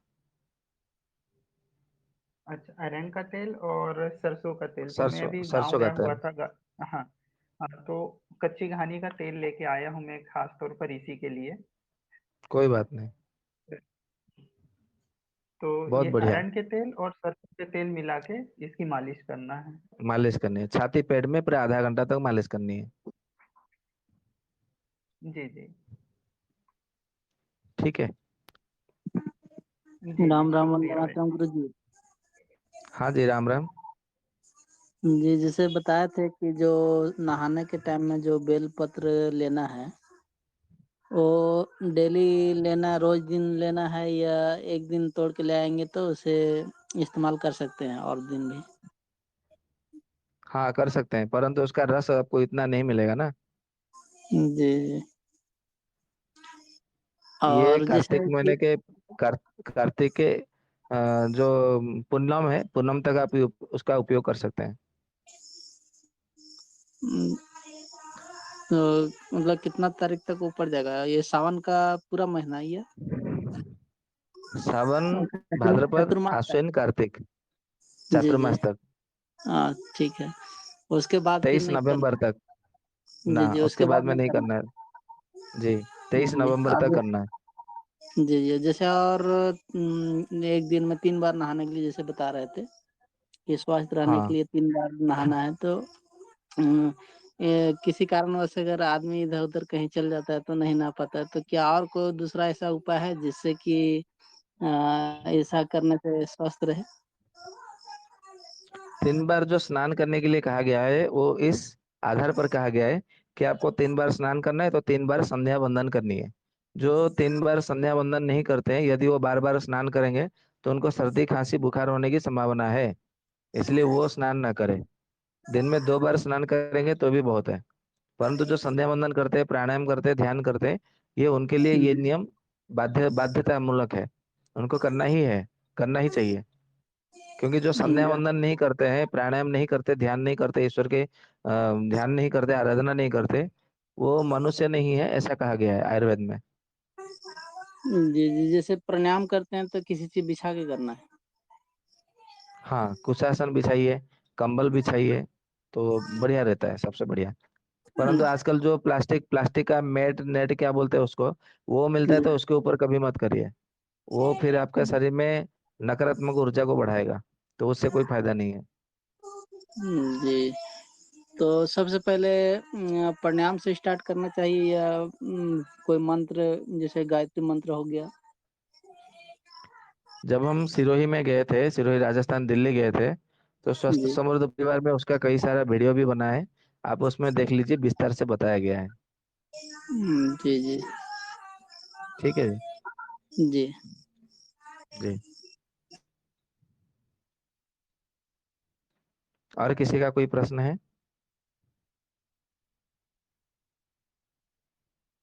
जी राम राम राज जी। हाँ जी, राम राम। जी अभी जो सीजन चल रहा है तो उसमें ये तांबे का पानी और बॉडी को मसाज तो किया जा सकता है ना? जी नहीं, अभी तांबे का पानी पीने के लिए आयुर्वेद में मना किया गया है। ये बरसात मतलब स्टार्ट होता है जब। वही तो कह रहा हूँ, वर्षा ऋतु में तांबे का पानी पीने के लिए मना किया है आयुर्वेद में। जी जी।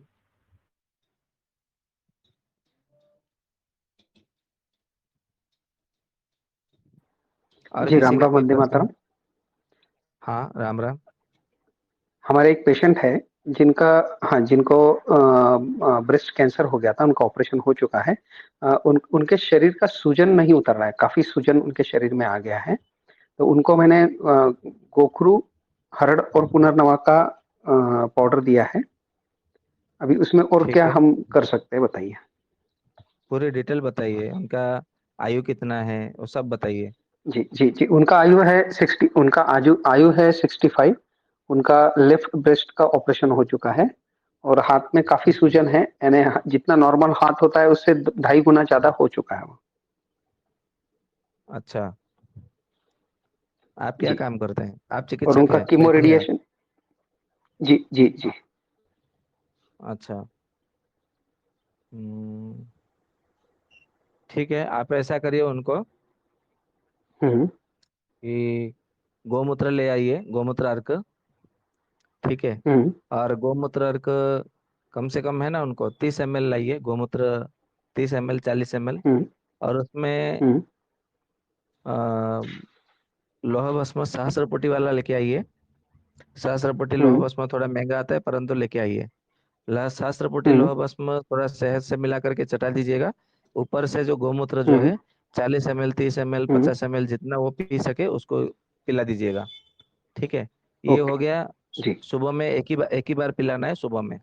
रात को सोने से हम्म पहले हम्म शुद्ध गुगुलु 1 ग्राम, और हम्म पीपली का हम्म चूर्ण 64 प्रहरी पीपली होता है वो लेके आइएगा। हम्म और 1 ग्राम, हम्म दोनों को 1 ग्राम 1 ग्राम। मिलाना है। हम्म हरितकी का चूर्ण मिलाना है 1 ग्राम। सौंठ का चूर्ण मिलाना है एक हम्म ग्राम चारों का मिला करके 4 ग्राम हो हम्म जाएगा। उसमें शहद मिला करके रात को हम्म सोने से पहले सेवन कराना है। हम्म, जी। ये ये किसके ये साथ दोनों सेवन को कराना है? शहद के साथ में, मधु के साथ में। शहद के साथ, ओके, सिर्फ मधु के साथ जी में, दूध जी जी और बाकी कुछ नहीं देना।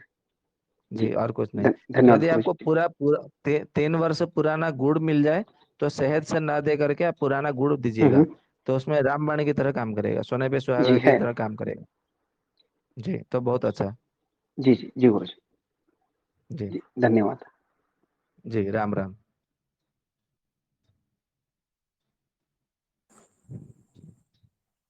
राम राम भाई जी।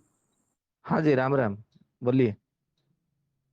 सहजन का बीज का जो तेल होता है, और ये क्या काम में आएगा? और ये क्या सीरीज का बीज का तेल? सिरस का बीज का जो तेल है वो हमारे कुष्ठ रोग में काम करता है, विसर्ग में काम करता है, विस्फोटक में काम करता है, विष में काम करता है। तो ये सब और उसका बाह्य प्रयोग के लिए किया जाता है, मतलब बाहरी लेप के लिए। मतलब ये कहने का अर्थ है जितने सारे आपके स्किन, त्वचा के संबंधी के जितने सारे रोग हैं वो उन सब में सिरस बीज का तेल उसमें प्रयोग किया जाता है।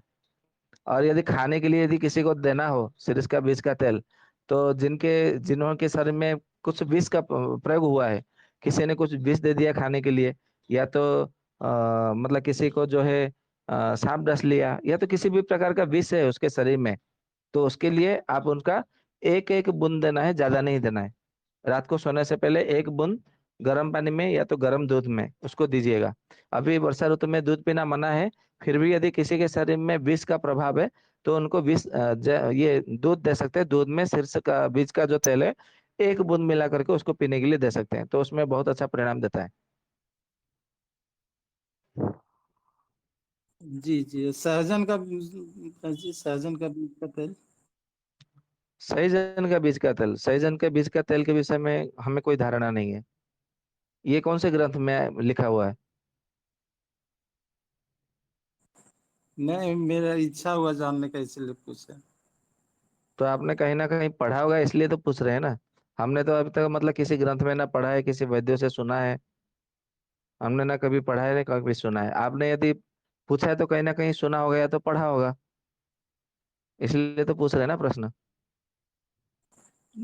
याद नहीं है, लेकिन कहीं पे पढ़े थे। अच्छा, ठीक है, यदि हमें इसके विषय में जानकारी मिलती है कहीं से तो हम आपको अवश्य सूचित करेंगे, परंतु अभी इसके विषय में हमें कोई जानकारी नहीं है। जी जी, ये धन्यवाद। सहजन का बीज का तेल के जी, लिए। जी राम राम वैद्य जी। अभी जो मैंने प्रश्न पूछा था, हाँ ये अभी जो मैंने प्रश्न पूछा था जिनका सूजन है, तो आपने गोमूत्र अर्क और शाम को गूगल के साथ में बताया था, तो ये कितने दिन तक उनको देना है? इनको लगभग 4 महीना तक दीजिएगा। ये 4 महीने तक देना है। ओके। जी जी। और क्या किसी का कोई प्रश्न है? जी गुरु जी, बोल रहे थे गुरु जी, अनु तेल का प्रयोग कैसे करना चाहिए? सिर्फ नस रात से को लेना है प्रतिदिन कि नाभि में भी डालना है? केवल नाक में डालना है। जी, कब और कितना बूंद? ये बात तो हमने सत्र में कई बार बता चुके हैं, आप फिर भी पूछ रहे हैं बार बार। दो जी बूंद नाक तो में डालना है, प्रतिदिन डालना है। जितने वर्ष जिएंगे तब तक उतने वर्ष तक डालते रहना है अणु तेल। 2 बूंद नाक में प्रतिदिन सोते समय। वैद्य जी, उसी उसके ऊपर मुझे एक पूछना है कि नाभि में ऐसा कोई तेल है कि जिंदगी भर आप डाल सको? नाभि में डालने के लिए ये कहा गया है कि आप ऋतु के अनुसार सरसों का तेल डाल सकते हैं, घी डाल सकते हैं, चमेली के तेल डाल सकते हैं, चंदन का तेल डाल सकते हैं, तिल का तेल डाल सकते हैं, अलसी का तेल डाल सकते हैं। जितने प्रकार के तेल है, घी है, सब डाल सकते हैं, कोई दिक्कत नहीं है। कुछ ना कुछ आपको फायदा जरूर मिलेगा। जी अच्छा। जी, आपके पास जो तेल है, जो घी है, उसको लगाइए, उसको डालिए, आपको बहुत अच्छा परिणाम मिलेगा। जी वैद्य जी। और जिन जिन लोगों का प्रश्न हो चुका है, यदि वो दोबारा पूछना चाहे तो पूछ सकते हैं, क्योंकि प्रश्न कोई राम नहीं, राम कोई वैद्य जी। नया प्रश्न नहीं आ रहा है। हाँ, हेलो राम राम। वैद्य जी। हाँ जी, राम राम। हाँ जी वैद्य जी, जी। आजकल जो है कांसा तांबा पीतल में भोजन बनाने के लिए इसके लिए कलाई करना आवश्यक होता है, ऐसा आजकल सुनने में आता है। परंतु नानी दादी के जमाने का जो बर्तन था उसका वो ऐसे ही इस्तेमाल करते थे, जैसे कि कोई भी तीज त्योहार हो गया या छठ व्रत हो गया, उसमें ऐसे ही इस्तेमाल करते हैं। इस पे प्रकाश डालें। इसमें प्रकाश ये डालना है कि जो तांबे का बर्तन है, कंसे का, कांसे का बर्तन है, पित्तल का बर्तन है, उसमें आप जो भी भोजन करें, आप भोजन करके आप उसको आराम से खा सकते हैं, उसमें कोई दिक्कत नहीं है, कलाई करने की जरूरत नहीं है। कलाई जो किया जाता है, कलाई इसलिए किया जाता है, यदि आपने उसमें टमाटर या तो इमली या तो ऐसा कोई खट्टा वाला चीज यदि उसमें मिल गया, तो वो विष बन जाएगा। कांसे में, पीतल में, तांबे में यदि खट्टा मिलता है तो विष बन जाता है।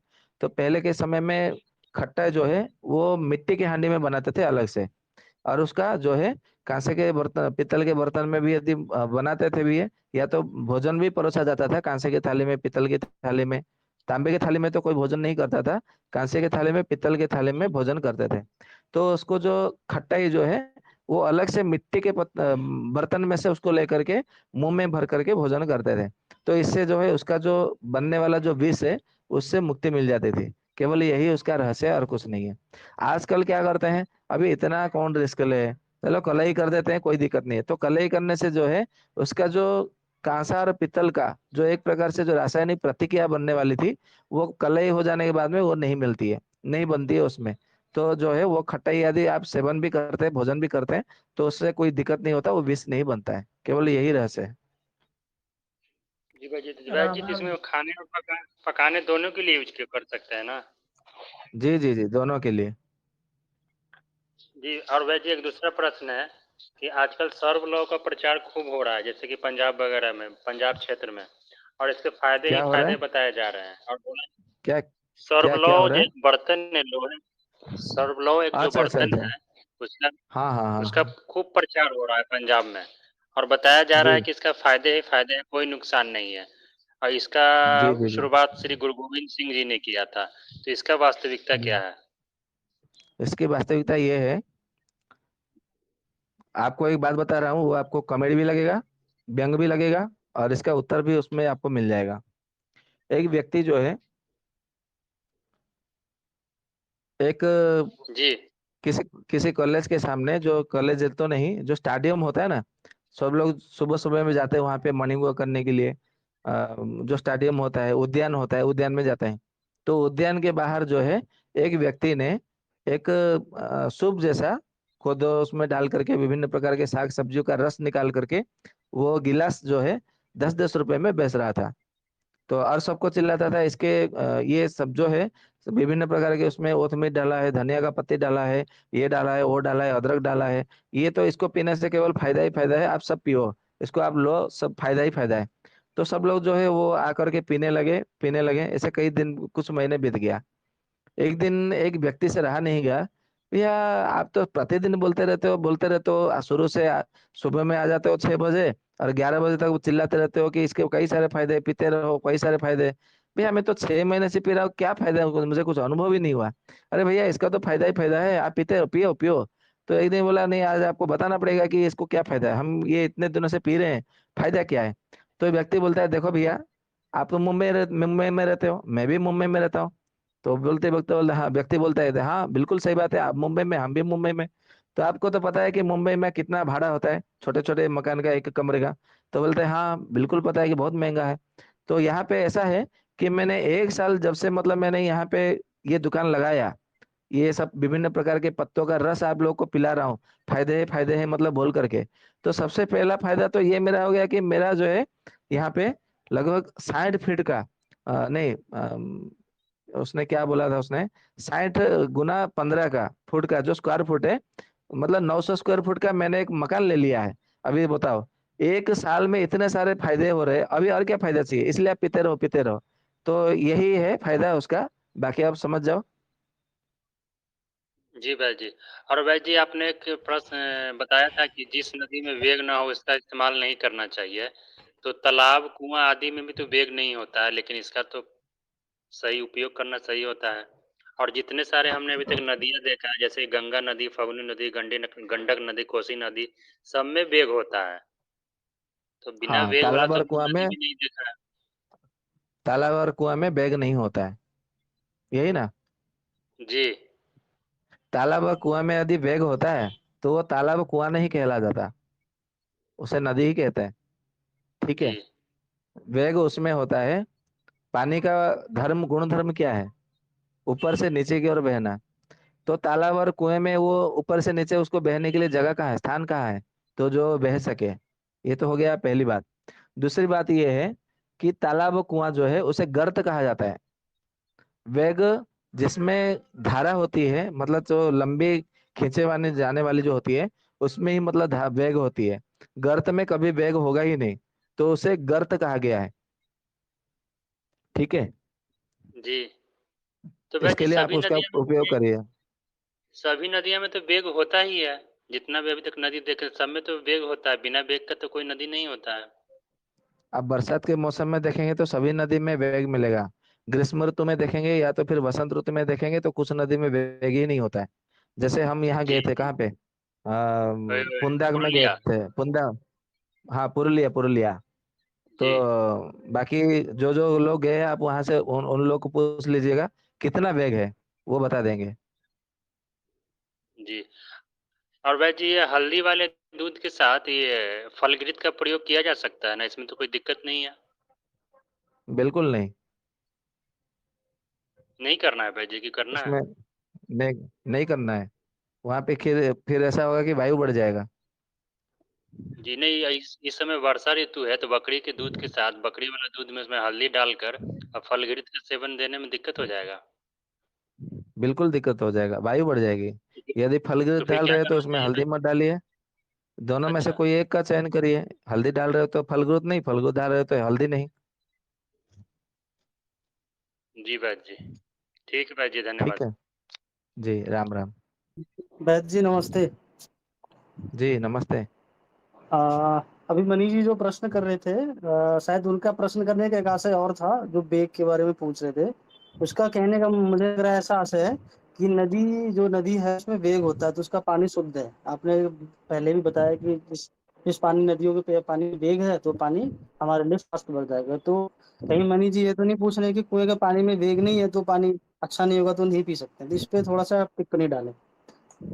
हाँ, उसमें ऐसा कहा है कि नदी वेगे न शुद्धति। नदी का पानी जो है उसमें यदि वेग है तो वो पानी शुद्ध होता है, नहीं तो फिर वो जमा होकर के संचित होकर के जो है वो पंकिल हो जाता है, यानी कि अशुद्ध हो जाता है।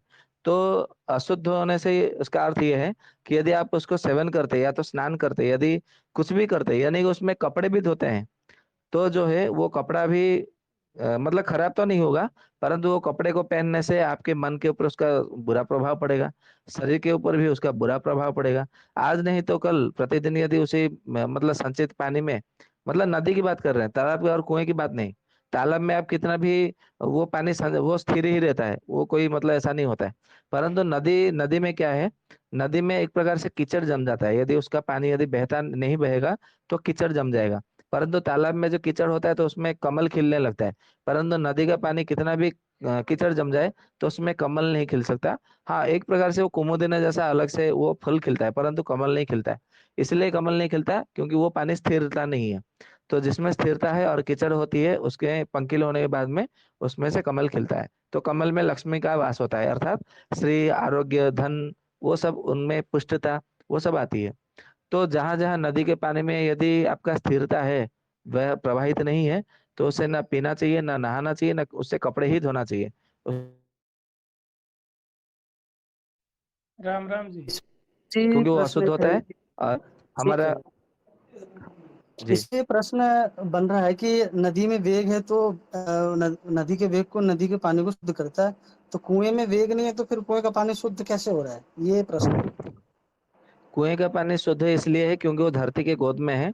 अब आप देखेंगे कि आपको नदी का पानी जो है, बाहर ठंडा है तो भी आपको ठंडा मिलेगा, बाहर गर्मी है तो भी कभी कभी गर्मी मिलेगा, यदि पानी कम है या ज्यादा पानी है तो ठंडा मिलेगा। ये उसका प्रकार के होता है, मतलब बाहरी दुनिया के आधार पर वो चलता है, उसका प्रभाव देखने को मिलता है।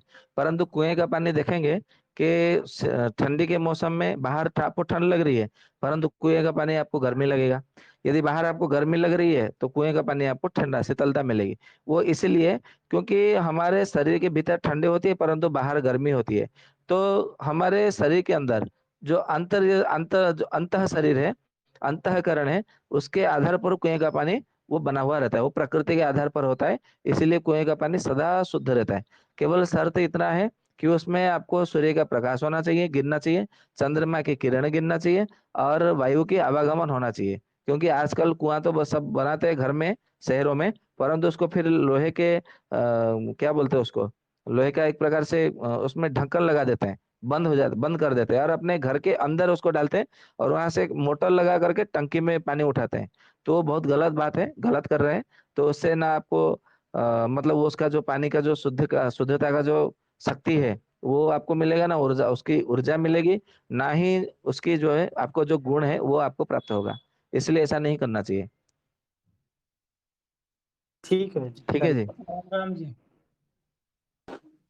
वंदे मातरम भैया। हाँ जी भैया, वंदे मातरम, राम राम। राम राम। मैं ये देख रहा था कि बैनर तो लगा हुआ है कि भ्राजक पित्त से संबंधित अगर कोई सवाल हाँ। हो तो उनका जवाब सवाल करें, लेकिन यहाँ तो सवाल ही कुछ और हो रहे हैं। शंका जी समाधान भैया। तो भ्राजक पित्त का था, यहाँ तो शंका तो हो ही नहीं रहा, यहाँ तो इलाज हो रहा है।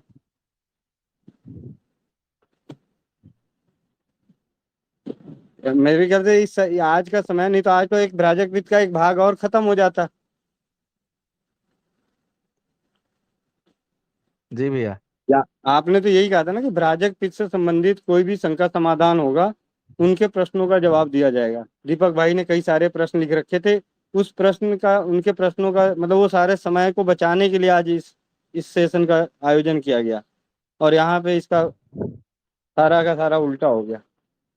चलिए खैर, दीपक भाई आ गए हैं तो कम से कम आप तो अपने भ्राजक पित्त का कर लें, और यहाँ से रिकॉर्डिंग ऑफ करके दोबारा रिकॉर्डिंग चालू कर लें, ताकि कम से कम बैनर लगे तो पता चले कि हाँ ये भ्राजक पित्त से संबंधित सवाल हैं।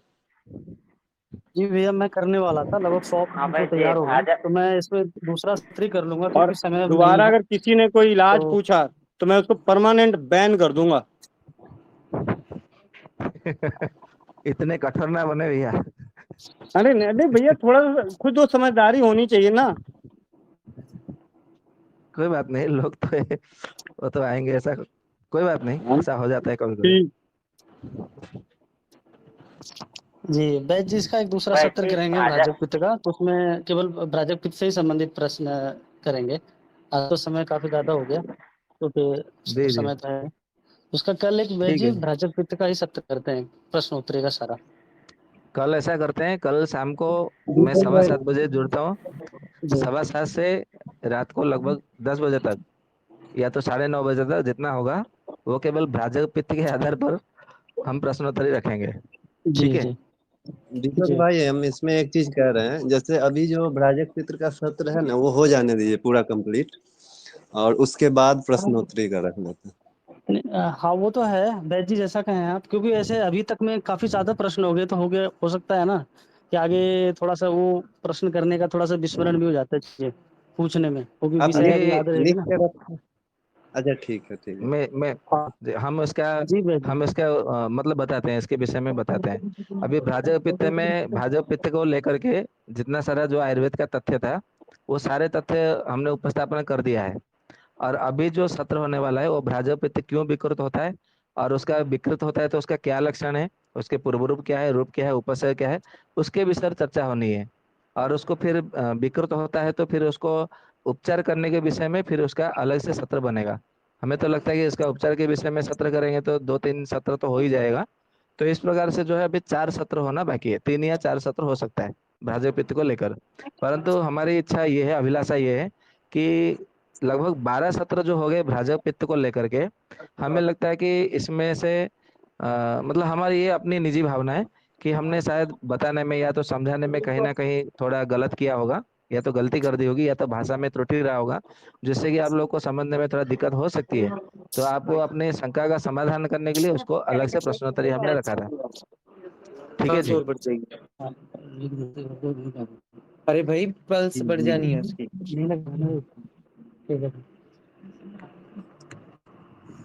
ठीक है भैया, आ रही है हमारी आवाज? जी जी वैद जी। तो वैद जी कल एक कर लेते हैं, इनका तो सारा शंका हो जाएगा, तो एक सत्र बन जाएगी, तो सारा एक जगह रहेगा, तो श्रोतागण कभी सुनते हैं तो वो शंकाएं उनका समाधान हो पाएगा। ठीक है। जी जी, किसी श्रोतागण का तो प्रश्न ले लीजिए, वरना संधि पाठ करके सत्र का समापन करेंगे, समय हो चुका। हाँ जी, ऐसे भी तो 10 बज चुके हैं। वंदे मातरम वेद जी। हाँ जी, वंदे मातरम।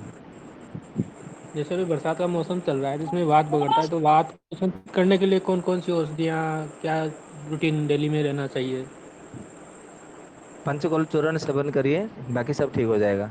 और शहद का प्रतिदिन सेवन करिए। जी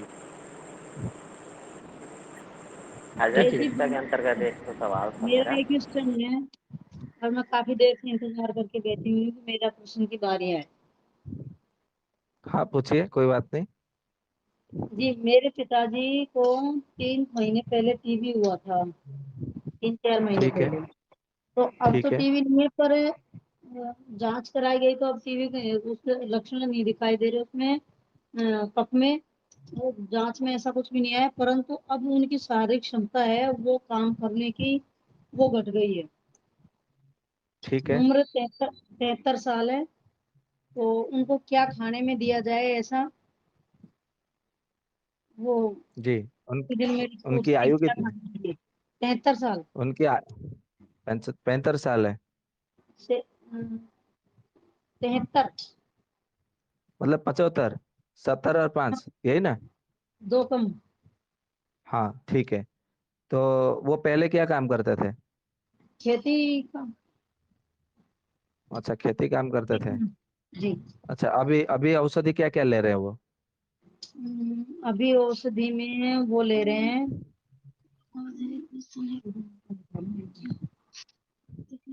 10 मुलारेक्स और वास्कासव, और ये शीतलोपचादी चूर्ण, प्रवाल पिष्टी, इनका वो मिला करके जो लिया जाता है ऐसा चूर्ण, गोदंती भस्म इनका। ये किसी वैद्य से पूछी थी, जो उन्होंने ये बताए थे। ये तो बहुत अच्छा योग है, क्योंकि इसको जो है भगवान धन्वंतरि जी ने ही इसका ये योग बताया है, बराबर। और ये बड़ा ही जी प्रसिद्ध योग है कि जो गोदंती भस्म है, उसको 2 रत्ती मिला लीजिए। जो शुद्धित हरिताल है वो 2 रत्ती ले लीजिए। और जी जो जी जी, वो प्रबल, तो मैंने हाँ जो प्रबल पिष्टी है उसका 2 रत्ती। और सीतोपलादी चूर्ण उसका 2 रत्ती। श्रृंग भस्म करके एक आती है, उसका 2 रत्ती, बराबर। और इसमें आप चाहे तो एक तरुण वसंत रस करके एक औषधि आती है, उसका एक रत्ती उसमें मिलाना है, या तो आप चाहे तो 2 रत्ती भी मिला सकते हैं। उसको मिला करके सबको जो है शहद के साथ में उसको चाटने के लिए दीजिए। ठीक है। इस प्रकार से यदि दिन में 2 बार सेवन करते हैं तो जो दुर्बल हो गए हैं तो दुर्बलता भी पूरी तरह से जल्दी ठीक हो जाएगी। वेद जी आपने बहुत स्पीड से बोल दिया तो मैं तो लिख ही नहीं पाई। ठीक है, दीदी ग्रुप में मैं लिख के आपको भेज दिया, ग्रुप जी में जी लिख के भेज रहा हूँ लिख के। जी जी जी। और इनके अलावा उनको भोजन में क्या खाने को दिया जाए ऐसा? भोजन में खाने के लिए उनको जी केवल 3 मतलब चीजों से उनको परहेज रखिए। एक है जी मांसाहार सेवन करने के लिए उनको मना करिए, यदि सेवन करते हैं तो। नहीं नहीं चाय करते। कॉफी ये जो सेवन करते हैं तो उनको बंद जी करिए। जी दही मैदे वाली चीजें, तली हुई चीजें, जली हुई चीजें, पापड़ अचार वो बंद कराइए। और जी ठंडे ठंडे जो फ्रिज का रखा हुआ जो बासी या तो शीतल द्रव्य है वो बंद कराइए। तीखा जी बिल्कुल नहीं खाना है, तीखा और खट्टा बिल्कुल नहीं खाना है। ठीक जी है। और उनको जब भी जी समय मिले, जो ये होता है हमारा दाख, जिसको दाख द्राक्षा आदि कहा जी गया है, मुनक जी मुनक्का खाएं।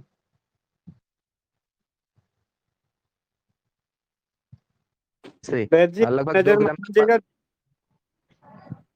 हाँ जी भैया। मैं कह रहा हूँ माफ कीजिएगा, एक बार नजर मार लीजिएगा नाम सही लिखा है या उसमें कोई गलत रह गया। अच्छा, 1 मिनट। गोदंती भस्म, शुद्ध हड़ताल, प्रवाल पिष्टी, शीतोपलादि। आ, ये क्या लिखा है भैया नीचे समझ नहीं आ रहा है। सिंदूर भस्म, नहीं, सिंदूर भस्म नहीं, तरुण वसंत रस। तरुण बसंत रस। जी। सिंदूर भस्म ऐसा कोई आता नहीं है। किसी के अच्छा पास जाएंगे तो बोलेगा ये तो आता नहीं, किसने बताया, ऐसा बोलेगा। ठीक ठीक है, तो ये 5 चीजें हो जी गई जी। ना, 5 आइटम। 1 2 3 4, हाँ 5 चीजें बराबर। ठीक है। ये इसको यदि सेवन करने के लिए देते हैं, ये भगवान धन्वंतरि जी का सिद्धि योग है। और ये सभी वैद्य को मालूम है जो कि गुरु शिष्य परंपरा से सीखते हैं, या तो कल, क्योंकि ये बहुत प्रसिद्ध योग है टीबी का, यक्ष्मा का। तो आप देंगे तो निश्चित रूप से परिणाम मिलता है। उसको नियमित रूप से 1 वर्ष तक लेने के लिए कहा गया है, और बकरी का दूध को शुद्ध शिलाजित के साथ में सेवन करने के लिए दिया जाता है। तो निश्चित रूप से बल भी आ जाता है। बल के साथ में सब कुछ जो है पूरे सातों के सातों धातु पूरी तरह से ठीक हो जाता है। वेद जी बकरी का दूध तो दिया जा रहा है, परंतु उनमें जो चेंजेस आए हैं ना, आपने बताया जो योग नहीं था पूरा, इसमें से कुछ ही दवा थी इसमें। हाँ, इसमें श्रृंग भस्म मिला था, मिला नहीं भैया, श्रृंग भस्म, सिंदूर जी भस्म में नहीं है, श्रृंग भस्म। जी जी। गोदंती भस्म है, शीतलोपदा चूर्ण है, तरुण बसंत रस है और श्रृंग भस्म। जी। ठीक है। और मुनक्का खाएं, उनको भूख कम लगती है वेद। हाँ, ये मुनक्का दीजिए उनको मिश्री के साथ में चबा चबा करके खाने के लिए, भूख भी बढ़ेगी और बहुत अच्छा परिणाम भी मिलेगा। ठीक है। जी वेद जी। हाँ और वैद्य जब जी। आयुर्वेद के ऊपर मतलब करते हैं ना, और ये यक्ष्मा जो है ना, जी वो हमारे सातों धातुओं का क्षय करने लग जाता है। इसीलिए इसे आयुर्वेद में क्षय रोग कहा गया है। तो ये क्षय को पहले रोकेगा और धीरे धीरे फिर वृद्धि को बढ़ेगा, वृद्धि को प्राप्त होगा। इसलिए थोड़ा धीरज के साथ में सेवन करें, प्रयोग करें, निश्चित रूप से आपको परिणाम मिलेगा। बकरी का दूध इसमें मतलब उसको थोड़ा संग्रह करके दीजिएगा तो बहुत अच्छा रहेगा। संग्रह करके कैसे? मतलब जिनके पास बकरी है उनके उनके पास में संग्रह करेंगे। हाँ जी, बकरी का दूध इकट्ठा देना है। करने को कह रहे हैं, इकट्ठा करने। हाँ जी। एक मतलब दिन में कितनी इकट्ठा मात्रा करके में दूध दूध दें देने को उनको कह रहे बकरी का? जिनके पास बकरी है आप उनको मांगेंगे तो दूध देंगे ना, उसी को नहीं संग्रह जी। करना कहते हैं। जी वेद जी, मेरे समझ में आ गया है, पर एक दिन में कितना दूध ले सकते हैं बकरी का? 1 कप, उससे ज्यादा नहीं। जी जी वेद जी। जी। हेलो। हाँ जी। हाँ बोलिए महेंद्र यादव जी, महेंद्र जादव जी बोलिए। हाँ वही जी, घुटनों के दर्द के लिए क्या कर सकते हैं? मेरे माँ की उम्र 60 साल की है।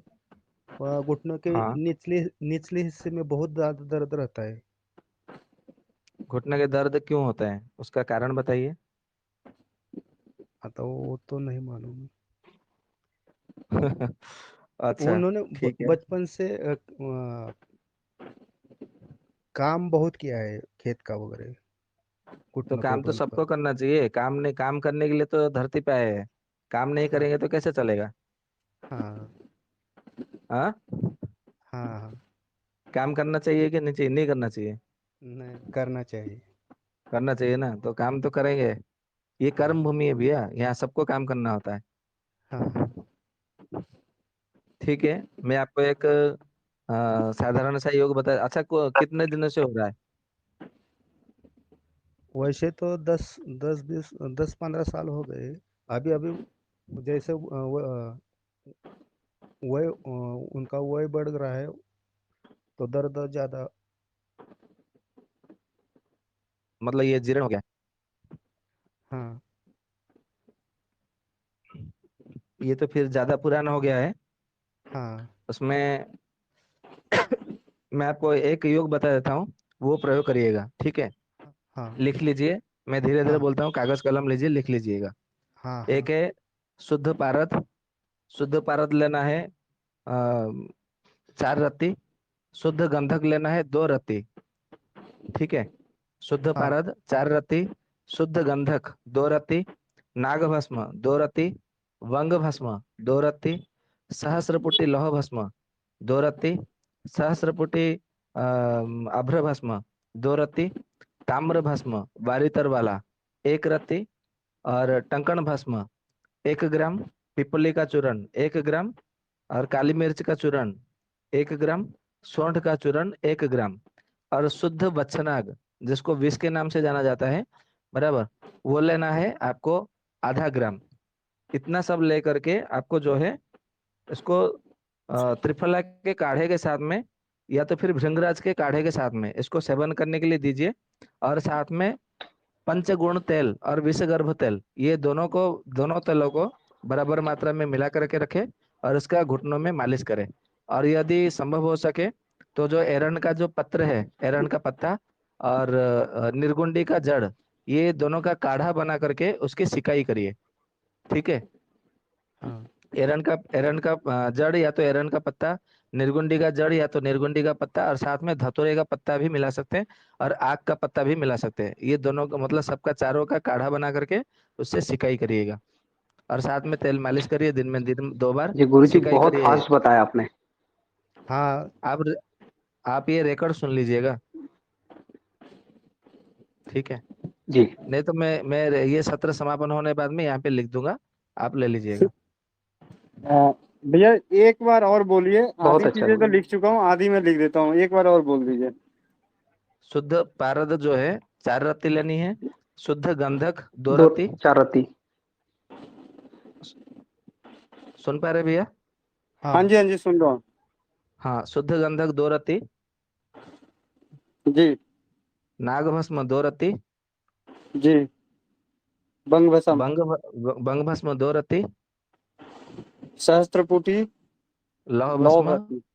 2 रत्ती। हाँ जी, और हाँ जी, सहस्रपुटी अभ्र भस्म 2 रत्ती। हाँ जी। ताम्र भस्म वारितर 1 रत्ती। ताम्र भस्म वारितर वारितर मैं लिख बारीतर। देता हूँ यहाँ पे, मैं यहाँ पे लिख देता हूँ, 1 मिनट।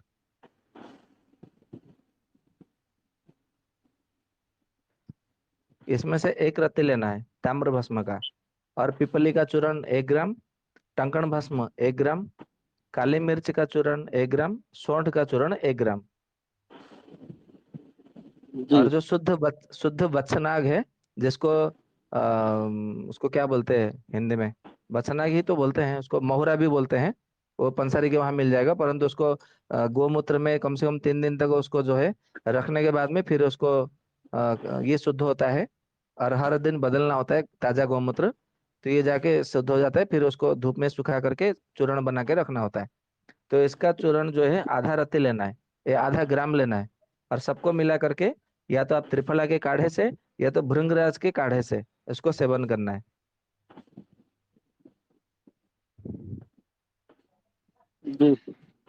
तो जिनका जो बहुत पुराना जो घुटने का दर्द है और घुटने के पीछे दर्द होता है या तो घुटने के नीचे दर्द होता है, वो बहुत अच्छा परिणाम देता है, बहुत जल्दी ठीक हो जाता है। जी इसमें ये जैसे पंखे की हवा लगने से या बाहर की हवा लगने से ऐसे हवा लगने से भी घुटने दर्द होने लग जाते हैं, जो पंखा उपयोग तो ये भी काम करेगी दवा? हाँ, उसमें तभी काम करेगा। हाँ, इसमें ये है, थोड़ा आपको ध्यान रखना है, नमक कम खाना है, और जो लाल मिर्च है, जो हरा मिर्च है, उसको बिल्कुल नहीं खाना है। खट्टा तो बिल्कुल नहीं खाना है, किसी भी प्रकार के जो खट्टे चीजें है वो नहीं खाना है। और यदि संभव हो तो केवल दूध भात पर रुके और उसमें घी डाल करके सेवन करें, या तो रात को सोने से पहले घी पिए बराबर मात्रा में, अधिक मात्रा में। ठीक है। और किसी भी प्रकार के जो साग होता है, वो कोई भी, चाहे मोरिंग ही क्यों ना हो, वो नहीं खाना है।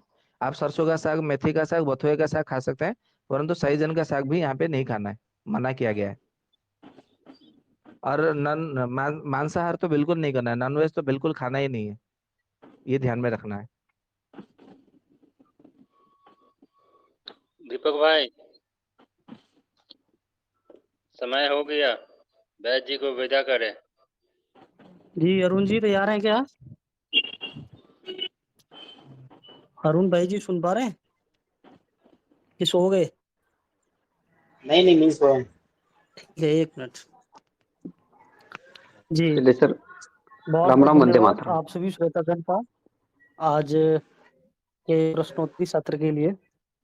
कृपया प्रश्न पूछना मना नहीं है, प्रेमवत पूछिए, कोई दिक्कत नहीं है, लेकिन थोड़ा समझिए कि जो सत्र चल रहा है किस उद्देश्य से चल रहा है।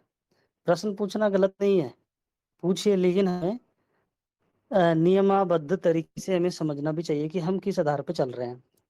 तो ये प्रश्न हो सकता था, लेकिन आप लोग ये ध्यान रखते, आज जो विषय रखा गया उसके लिए आप प्रश्न तैयार करते, कोई शंका या ब्राजक सुन रहे थे, समझ रहे थे, तो उसके आधार पर पूछते तो कुछ नई नई चीजें समझ में निकल के आता। तो ये विषय जो आज का प्रश्न तो जितने भी हुए तो किसी और भी दिन पूछा जा सकता था। तो जैसे देखिए, व्यक्तिगत आज मैं इसलिए नहीं पूछा, थोड़ा कार्य की वजह से भी मेरे पास समय कम था, लेकिन कल प्रश्न होगा ब्राजक पित्त के आधार पर, तो उसमें देखिएगा कितने प्रश्न निकल सकते हैं। हो सकता है उसमें से आपसे कुछ प्रश्न जानते भी होंगे उसका उत्तर, लेकिन जब ये प्रश्नोत्तरी हुआ रहेगा तो आने वाले जो श्रोता होंगे उनका समाधान हो पाएगा, क्योंकि बार बार ये सत्र तो नहीं होगा। इसलिए ये प्रश्न का एक श्रृंखला बना रहेगा तो बहुत काम आएगा आगे। उससे कुछ प्रश्न करने से जो वैद्य को बताना तो बता दिए, लेकिन जब प्रश्न होता है ना तो नई नई बातें उस समय स्मरण भी होती है, कुछ चीजें स्मरण उस समय नहीं भी होता है, तो वो चीजें उस समय नई चीजें निकल के आती है, नई चीजें, सोच बढ़ती, समझ बढ़ती है, तो वो विज्ञान, वो तर्क, वो चीजें समझ में आती है।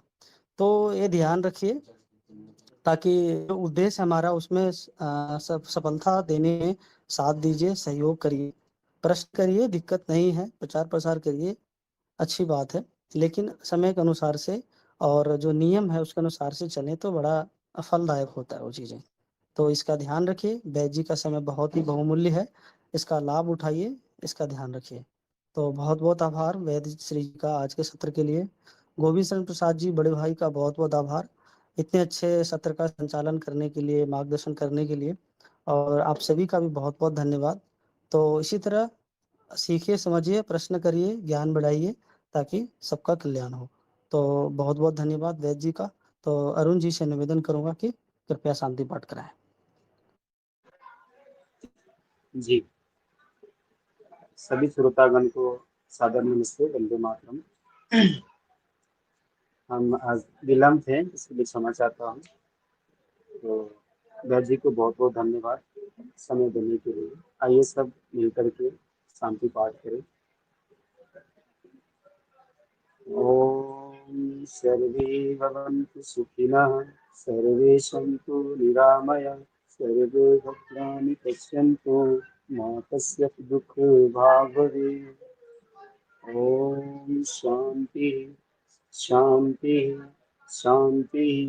ओम सभी को सादर नमस्ते, वंदे मातरम। भाई राजीव दीक्षित, हमारे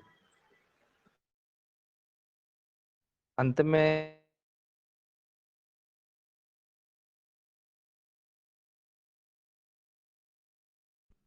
ना हमें पुनर्जन्म की कामना है।